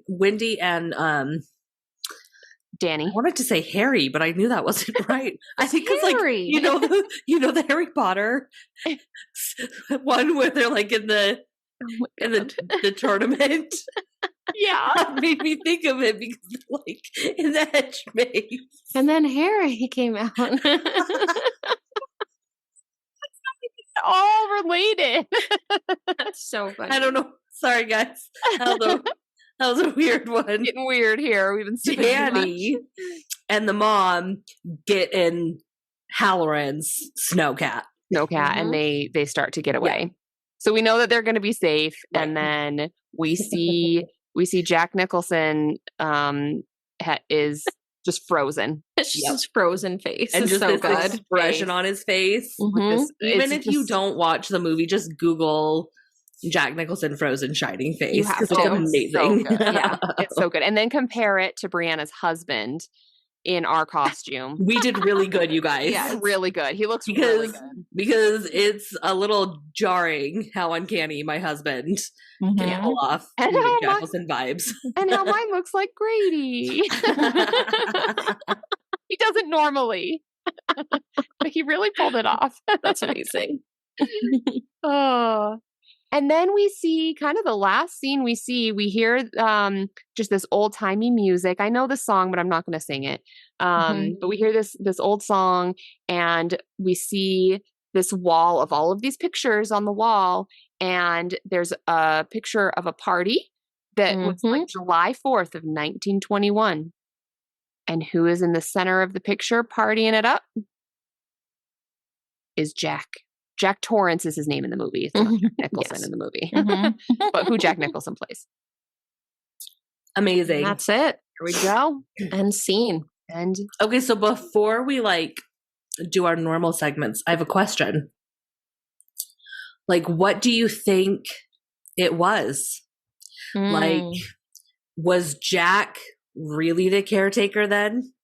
And he came back to this? Like, is it some weird time warp with him? Or is it just that he was immediately possessed and haunted by the man that was that original caretaker? Like, is it a spirit that takes over all of the men that become the caretaker? Like, what is it? What is it? I feel like I assume it was like a spirit that takes over and then he kind of becomes him, which is why the photo is like that in the end. Because I don't think you can say he was like a ghost the whole time, right? That would only work if they started right in the hotel, is my thought. Right. So I don't know. I think that's my theory. Yeah, I think for the horror movie version of my analysis, that's also what I think, that it kind of starts to possess them, take control of them, and then they lose their own identity and become that identity the longer they stay in the hotel. Alternative theories would be that there's some mental health and psych stuff going on, which we'll talk about once we get into psych. Right. Yeah. But if that were the case, he wouldn't have been able to get out of the pantry. Right. Like, Ghost had to have let him out. Yeah, someone did. And then the mom also saw things, and then Danny saw things. So I think I don't love those theories because it discounts too much of other people's experiences that happen in the movie. No, exactly. So, no. Well, do we want to talk about the psych theories anyway? I think we have to. Oh, yeah. Yeah. We'll keep it a little light because this movie is so big that we can't do too much of a deep dive because we'd be here. I mean, we could talk about this movie for like 5 days. Yeah. Days. I really could. So let's do some psych. And I think I might have forgotten this in our last episode, our disclaimer. So remember, everyone, I'm not a real doctor, but it's okay because these are not real people. So they say in the beginning, the dude that gives Jack Torrance the job says that Grady, the caretaker, the previous caretaker, went crazy and had cabin fever and claustrophobia. So we talked about a little bit of cabin fever when we talked about, or when we did our the movie with all the red. What's that movie? Oh, Guillermo del Toro's movie? Yeah. Crimson Peak. Crimson Peak. Okay. So we talked about that a little bit, I think, but let's talk about it a little bit more. So really, cabin fever / claustrophobia. Claustrophobia usually is more used when you're confined in a small space, not just like a cabin. But it happens when people are confined to their home for a long period of time. And symptoms would be things like restlessness, irritability, loneliness. We see that. Yeah. It does tend to affect people who are more social. And I do think we see that at the beginning of the movie, Jack seems really kind of outgoing. He's like, personable and charming and talks to people, which is why I think he was more prone to the cabin fever than Wendy or Danny. But it also affects people more if they have previous mental health struggles like anxiety and depression. We all saw that at the beginning of the pandemic. Well, exactly. Yeah, I think we can all relate to that because when we were all stuck in our homes, it was difficult. We all experienced a little cabin fever. Yeah. So other things, it would be like you'll feel bored, you'll feel restless and impatient. You might have a lack of motivation. We see that with Jack. Feeling hopeless, which I think we see, and depression. And it can affect things like just your daily routine. It can mess with that, like when you eat, when you sleep, when you do normal things. You can have problems either not sleeping enough or sleeping too much. At the beginning, we see Jack, he sleeps too much. Like in one of the scenes, he sleeps till noon.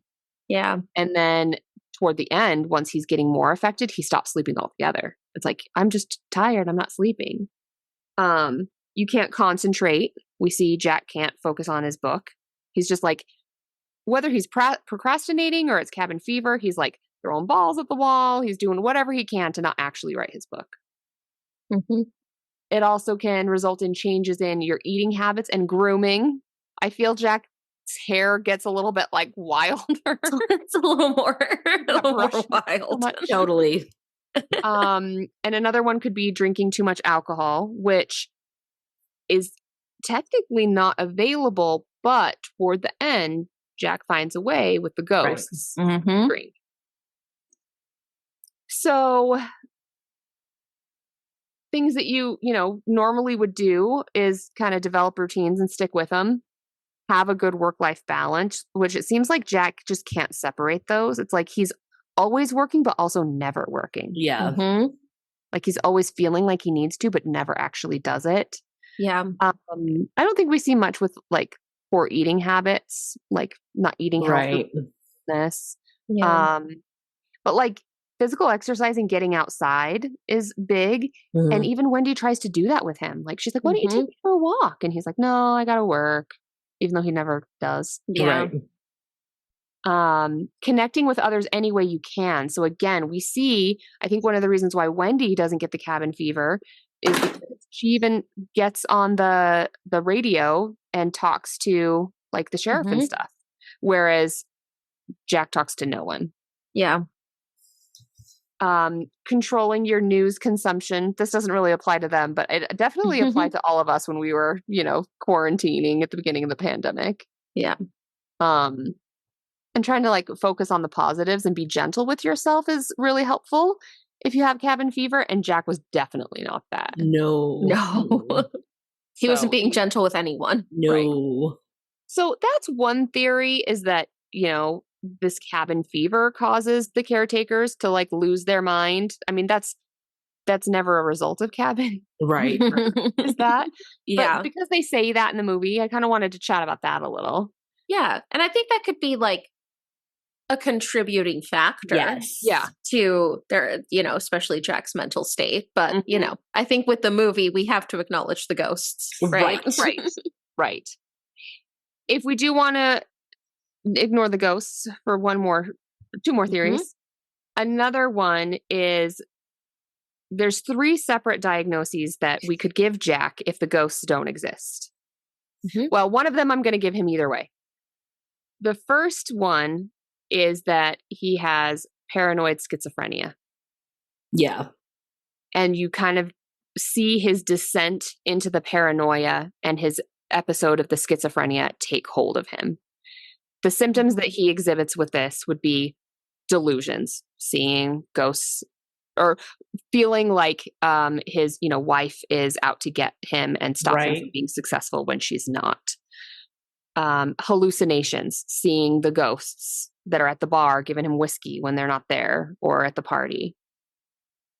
Disorganized speech. We see him like having this like rushed, agitated speech with Wendy, and then even in the maze, like he's not even speaking English anymore. He's like, very disorganized speech. We also see like catatonic behavior, which we see in him a lot when he's just sitting there staring, not moving. Oh yeah.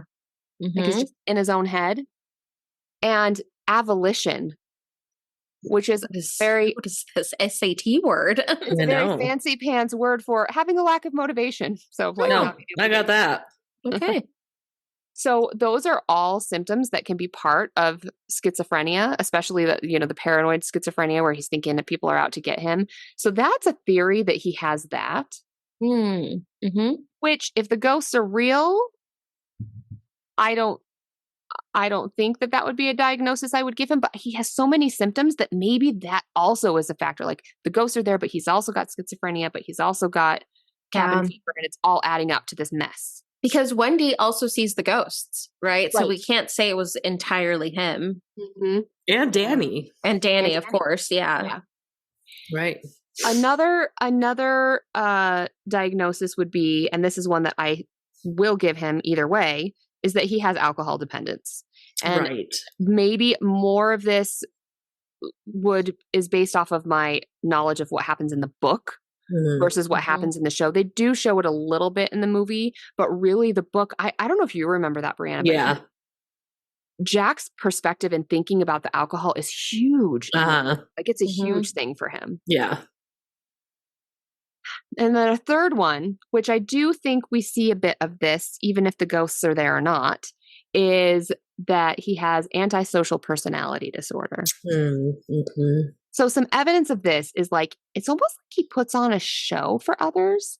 Like at the beginning of the movie, when he's interviewing, he's so charming, but there's something insincere about it. Yeah, it's very disingenuous. Yeah. Like it almost seems just like this, like act he's putting on. Like chummy, like, like he's charming.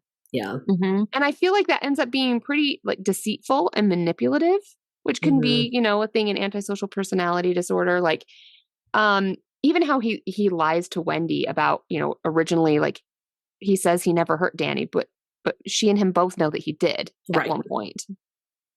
And that he's lying, saying he's writing when he's not. Being irritable and aggressive is a sign of that. It's just being grouchy. He's just grouchy. That irresponsibility he shows too. Like his family is depending on him to, first of all, he's survive. But Wendy's the one doing all the work for the hotel. Right. She's changing all the boiler settings. She's the one doing all the cooking and the cleaning. Like, he's just pretending to write. Yeah. And he's not even doing that. And if that's what's supposed to be taking care of them, that is not being responsible. Lack of conforming to social norms. So, social norms would say you don't try to chop up your wife and kid with an axe. Yeah. And you don't murder Halloran, who's just trying. Right. The biggest part too, though, is his lack of remorse. Like, he doesn't care. Even when it seems like he snaps a little bit out of the ghost controlling what he's doing, like, he's just on a mission to kill them. And being impulsive. He's very impulsive. Running into the maze, not having any clue how to get out of it. Yeah. So that's another possible diagnosis. But again, those are more like, was that really something from Jack, or was that the ghosts were putting that on him? Yeah. It's hard to know because he does have that history of that kind of aggression toward Danny. So I don't know. I think we see a lot more of the mental health again in the book being more of a actual possibility versus the movie. Like, it's the ghosts. So my hot take is that this is kind of like where I felt it was that, like, there are a lot of caretakers over the years, but only those that are susceptible to it are the ones that get possessed. Got that predisposition. Yeah. But and this is something else that I got more out of the book, is that Jack actually was like a kind, caring, happy-go-lucky person who had moments of snapping, but that wasn't who he was. Like, he just was a person that maybe struggled with addiction and anger, but like, really, he was a good person, because like in the book especially, we see how dramatic the changes in him. It's not like, oh, of course he's changed. It's like, whoa, what happened?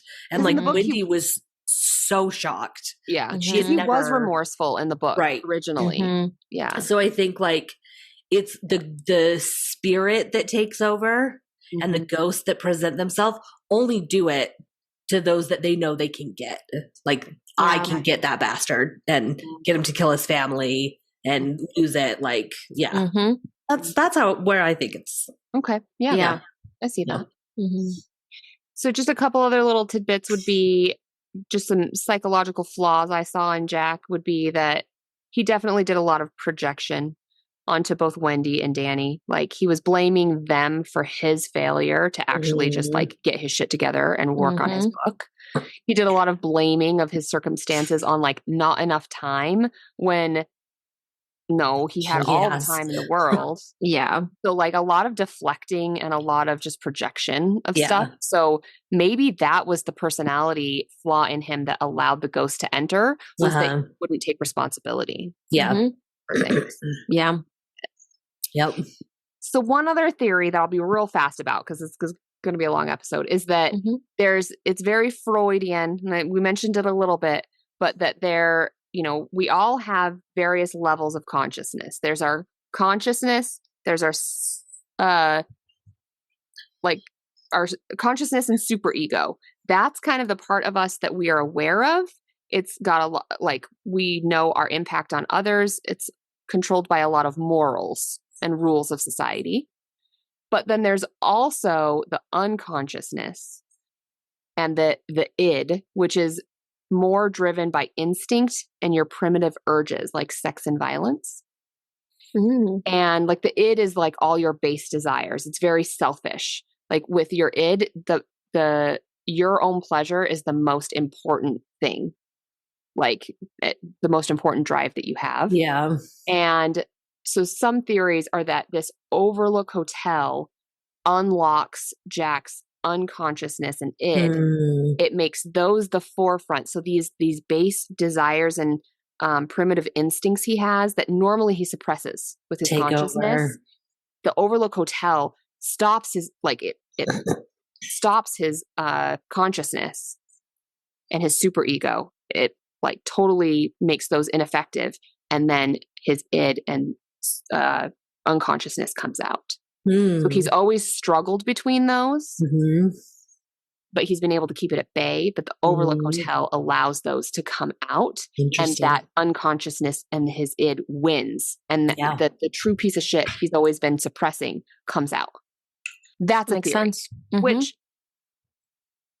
also is very ghost-like. So, yes. I don't know. I could see that theory. I actually Interesting. Interesting. Yeah. So love. So there we go for Psych. Nice. So we could probably do like an entire episode just of fun facts because I'm sure there's 5 bazillion. But like, are there any other like? Yeah. So I've tried to sprinkle them in as we talked about them. So I think I've actually gotten through like a good amount of my list. But let's go through a couple that I have left. I think I actually mentioned most of them during the episode. One fun fact is that the 2 women from the bathroom scene, both the one who played like the younger and then the like older like woman, neither of them appeared in any movies before and any movies after.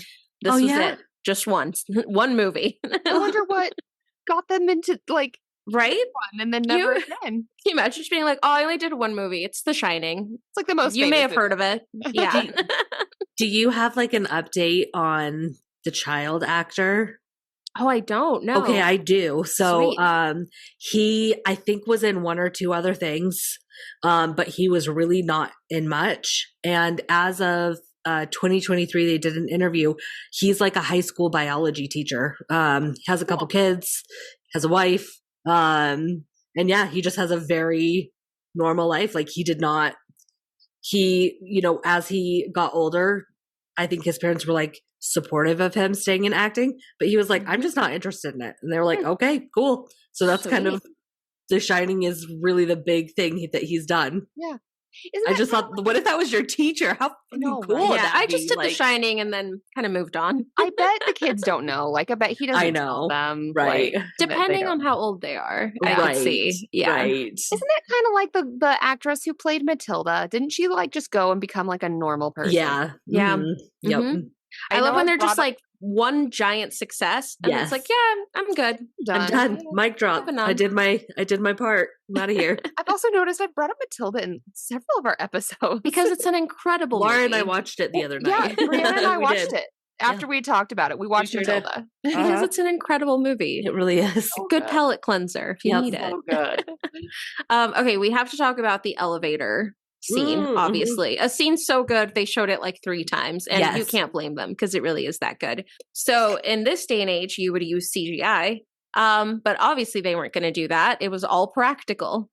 And so the way that it worked is, so apparently it took them like 9 days to set up for this scene. Like it was a long process. And luckily, I say luckily because of how many times they had to shoot other scenes, they only had to do this 3 times. Okay. I can't imagine doing this. Because I can't imagine like what the redo would be like to clean it up, like to reset up. Yeah. So when I say luckily, I think a lot of people would be like, we have 1 shot and we're going to use that one. Yeah. That was not the case here. They did it 3 times. So the way that it worked is they basically filled like the elevator. You know, I think they had kind of like a little seal around it where they could pour the liquid in. And then they had 4 cameras around the outside at like a bunch of different lenses and a bunch of different like filming speed. So they could get like a bunch of different options. And then the camera operators would climb inside these like oversized wooden chests to like protect themselves from the liquid. Okay. So apparently the setup was so stressful that Stanley Kubrick, like they would get it all set up and like ready to go. And then he just turned to his assistant and was like, let me know if something goes wrong, and then just left. He was like, I literally cannot watch. Oh my gosh. Like I can't handle it. Stressful. So yeah. And actually the assistant mentioned, I want to go back and watch it, that so like they only had a certain amount of time before they could fill the elevator before it would just burst. Right. So she mentioned that in the movie, you can tell there's a little bit of liquid coming out before it's supposed to. I think it starts leaking just before they open the elevator and like the water gushes out. Yeah. But that's how they did it. They just got a bunch of like red fluid going through Oh my it. gosh. Of course, he seems like a perfectionist. So of course, Stanley Kubrick was like, it doesn't look like blood at the end of it. Which, I mean, right. It's fair. I think it still works. I think it's still, the effect is still. Yeah. Interesting. Also a fun fact which again, this scene is so good. I can see why they keep using it. The scene is also in the trailer, but back in the day, you couldn't have blood in trailers like this. Mm-hmm. And so he just lied. Yeah. And said it was rusty water from the elevator. I mean, oh, smart. it kind of works. Like, yeah, I mean, it works. Well, that's too funny. Okay, another fun fact is in the book, I believe it's room number 217. But yes, the movie, I know. That always bothered me. 237. Mm-hmm. That always bothered me. So that was at the request of the Timberline Lodge because they thought maybe people would be too scared to stay in room 217. So they didn't want it to be a real room. Exactly. So, and they had a room 217, but they didn't have 237, which is why they changed it. And of course, funny enough, people go there and then ask. I was going to say in rooms 217. If only they could have known that, like, that would have been such a draw. They have one, and people definitely ask to stay in room 217. Yeah. So it's not like an official fun fact or anything, but so I mentioned that we've stayed at the Stanley Hotel, and what's interesting at the Stanley Hotel is, they buy into it and they do all the like ghost stuff, but their haunted floor is the 4th floor. Mm-hmm. And so you can pay extra to stay on the 4th floor. And that's where you like will hear ghosts and stuff, which we didn't pay extra. We got upgraded for free. Yeah, that's awesome. We were staying there, we heard like banging on. Well, and we brought a Ouija board, right? And like, we brought a Ouija board. And we used the Ouija board, and we went on a ghost tour. And it legit, like, it was scary. No, it's the coolest hotel. Like, the elevators are amazing. There's just something about it that you something go off-putting in a great way. Yes, and you just immediately have like spooky vibes. Mm-hmm. And great cocktails. Oh yeah, the bar is amazing. The bar is amazing. Yeah, that's amazing. Yeah. I'm happy they lean into it. Like I'm happy they go along with it. Mm-hmm. But it's not like kitschy. Like I don't know, it feels authentic somehow. Like yeah. So one thing I think maybe lightly touched on, but I feel like we could talk about is that Stephen King is not a fan of the movie. Yeah. I think as of recently he's like I think he's been a little more positive about it, but especially when it came out, there were a lot of things that he didn't like, which I think is fair. It's your story. If you don't like how someone turns it into a movie, you have every right to be angry about it. Yeah. So, I mean, there's so many comments online you can find about things he said about this movie. I'm not going to repeat any of them, but I can talk about like the specifics of what he didn't like. So he was disappointed that they chose not to film at the Stanley Hotel because he's been very clear that that was the inspiration for the movie. He didn't like Wendy's character because it was changed so much from the book. Another thing that he was disappointed about is Stephen King wrote the book while he himself was suffering from alcoholism. And so there's like an autobiographical element when it comes to why can I think of the dad's character? Jack, yes, to Jack's character. And so he didn't like that the alcoholism and like part of that was removed from the movie. And it was a little more personal because it was part of his personal story, which I think makes a lot of sense. Oh, see, that's interesting because like that was really notable having read the book. I didn't realize that that's, why he didn't like it, but it was such a huge part of the book. You could tell that it was meant to be a lot about the struggle with alcohol. Yeah. Yeah. Mm-hmm. Yeah. So, and I think that's fair. It's like, well, I think more than any other of his stories that has been turned into a movie, this one like hit harder because it was like, that was his story, know? Another thing he didn't like is he did not like Jack Nicholson being cast as the main character. And this one, it's like, he was so good in it, but I actually kind of get why he criticized it. His criticism was that Nicholson had just done One Flew Over the Cuckoo's Nest. Yeah. Right. And Jack in the book is supposed to be an everyman who it's surprising goes mad. Yes. Yeah, that's kind of what I was saying. Like, yeah, but it was like no one was surprised that Jack Nicholson went mad. Yeah. And if any, you could see it from the very, very beginning.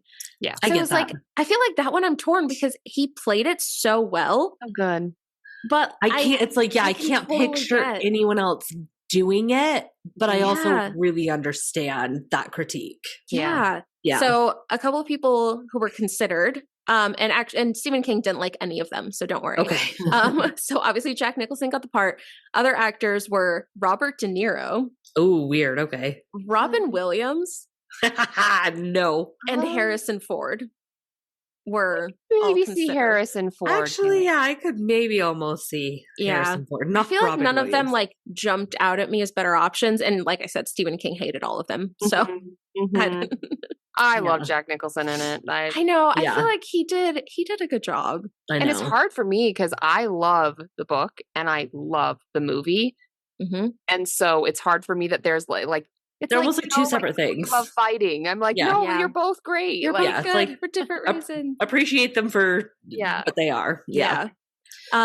So we talked about already how a lot of scenes had gotten cut and removed. So the biggest one was the ending. Yeah. Originally, and I have to say, my main criticism about this movie is that it is a slow movie. It is a slow Love burn. That's my favorite Love the part. slow- Yeah, some people love it's a slow burn. If this movie was 27 minutes longer, that's yeah. borderline unbearable. Yeah. That's a long movie Yeah. for it to be a slow movie. Right. That's true. But they changed the ending, and I'm happy they changed it. And most people agree that this was a positive choice. The original movie ending, which was shown to some people, was after kind of like everything we saw in the movie, like the maze and he freezes, it cuts to the hospital. And we see Wendy and Danny in the hospital, and Mr. Ullman, who I think is the hotel manager, owner guy, right, is in there, and he's telling them that they didn't see Jack's body. Okay. So they don't know where he is. And I think there was even mention of like they didn't find anything, like no skeletons in the room where she Right. saw them, none of any of that. And then at one point he gives Danny a yellow tennis ball. Oh, like the one So that had the rolled one out. the one that had rolled out and that Jack had been Mhm. like playing with. Okay. So that was the original ending, and I'm happy they changed it. Yeah, Yeah, I me don't think too. that I like how was- it was just done. I Yeah. love that. like and about the length. Like I know this movie's slow, and I personally loved the slowness of it. Mm-hmm.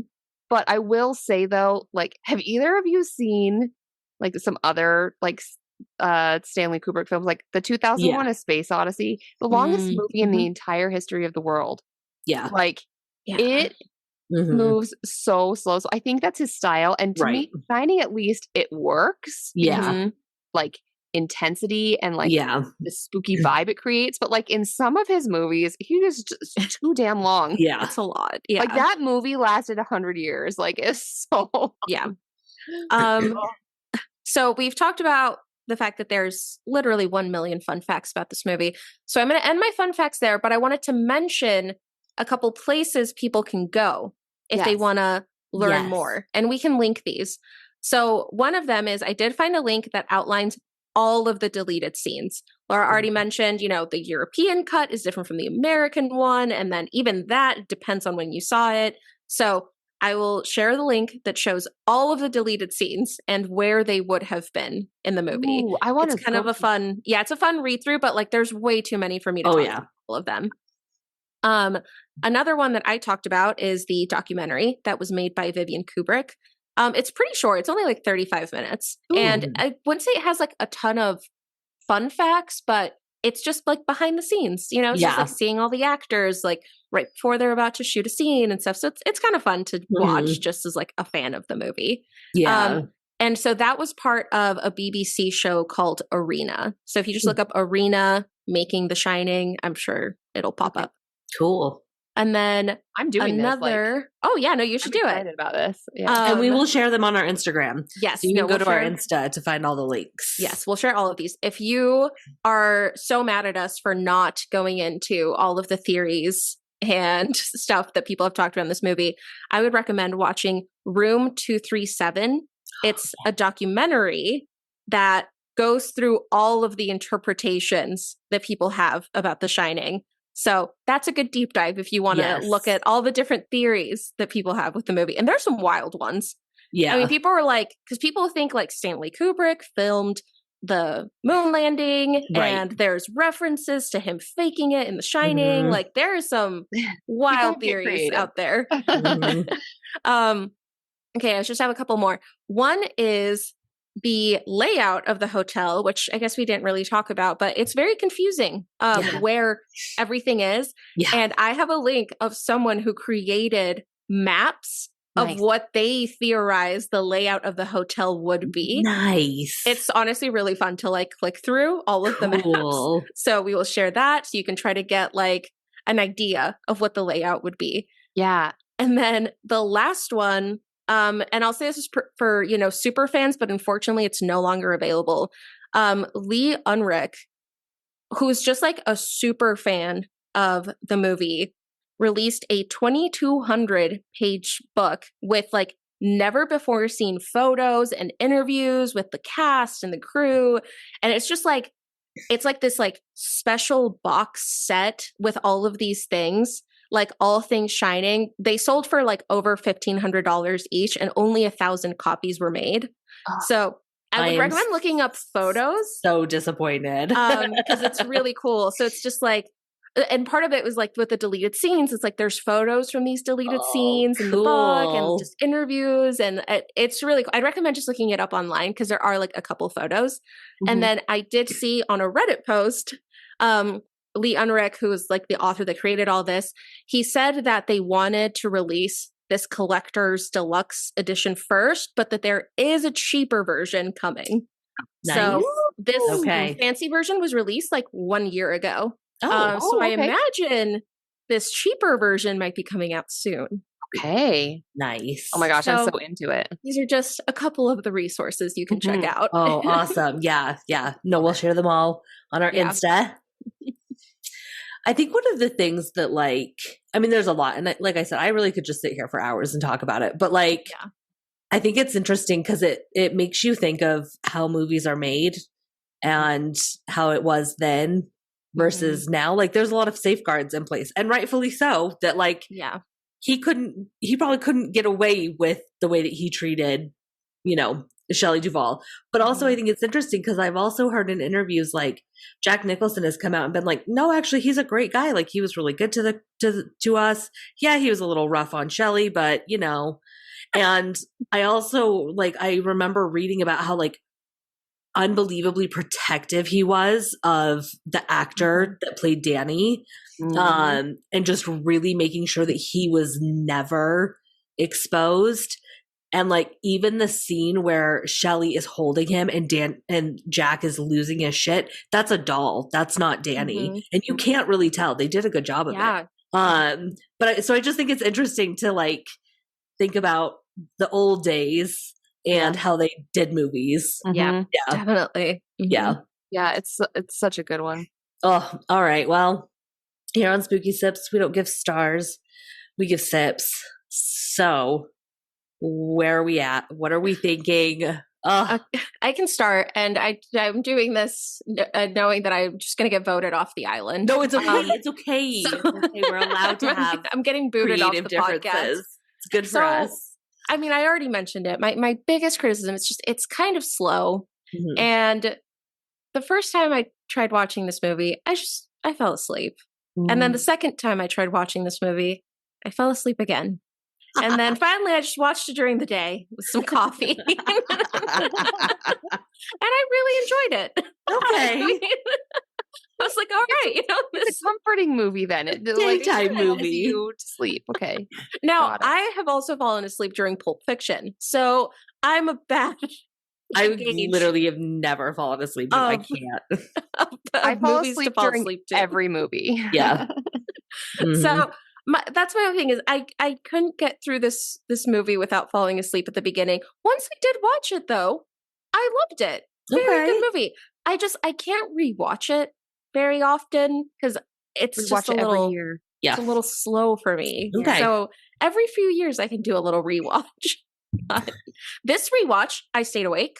Good. I enjoyed it. It was a good time. I honestly think doing the big headphones Okay, and I'm like try full that. volume, I think that improved my experience. All right. Because I felt more like It's a very auditory movie. Yeah. The music and the sound in this movie, I think, is the biggest. Yeah. You can't sleep when it's full volume in your ear. All right, so where are you at? So I'm at a 4. 4. Oh, okay. I thought you were going to give lower. No, okay. No, once I actually watched it, and honestly, I really enjoyed this last rewatch. Okay. Like I had a really good, I was honestly, I think it's because I went in with low expectations, knowing that I hadn't like loved it before, but I really liked it this last watch through. Nice. So I'm at like a 4. Okay.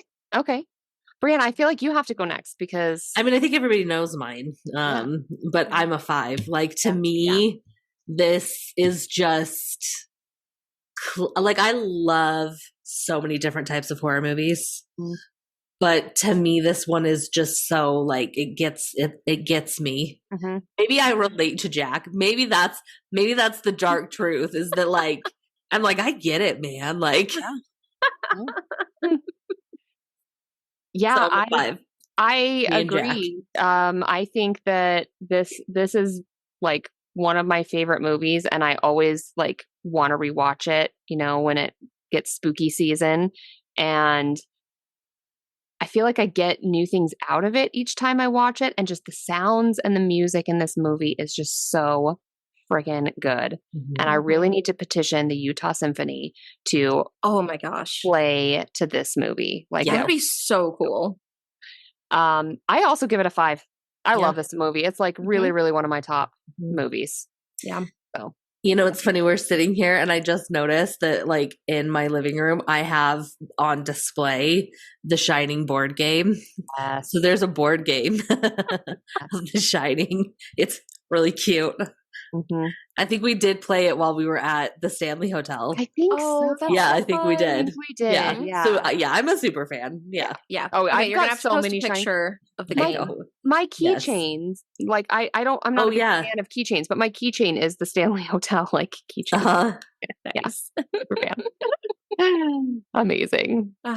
All right, so we're gonna keep the ball rolling with classics that just have to be reviewed if you're a horror podcast. We are watching Silence of the Lambs.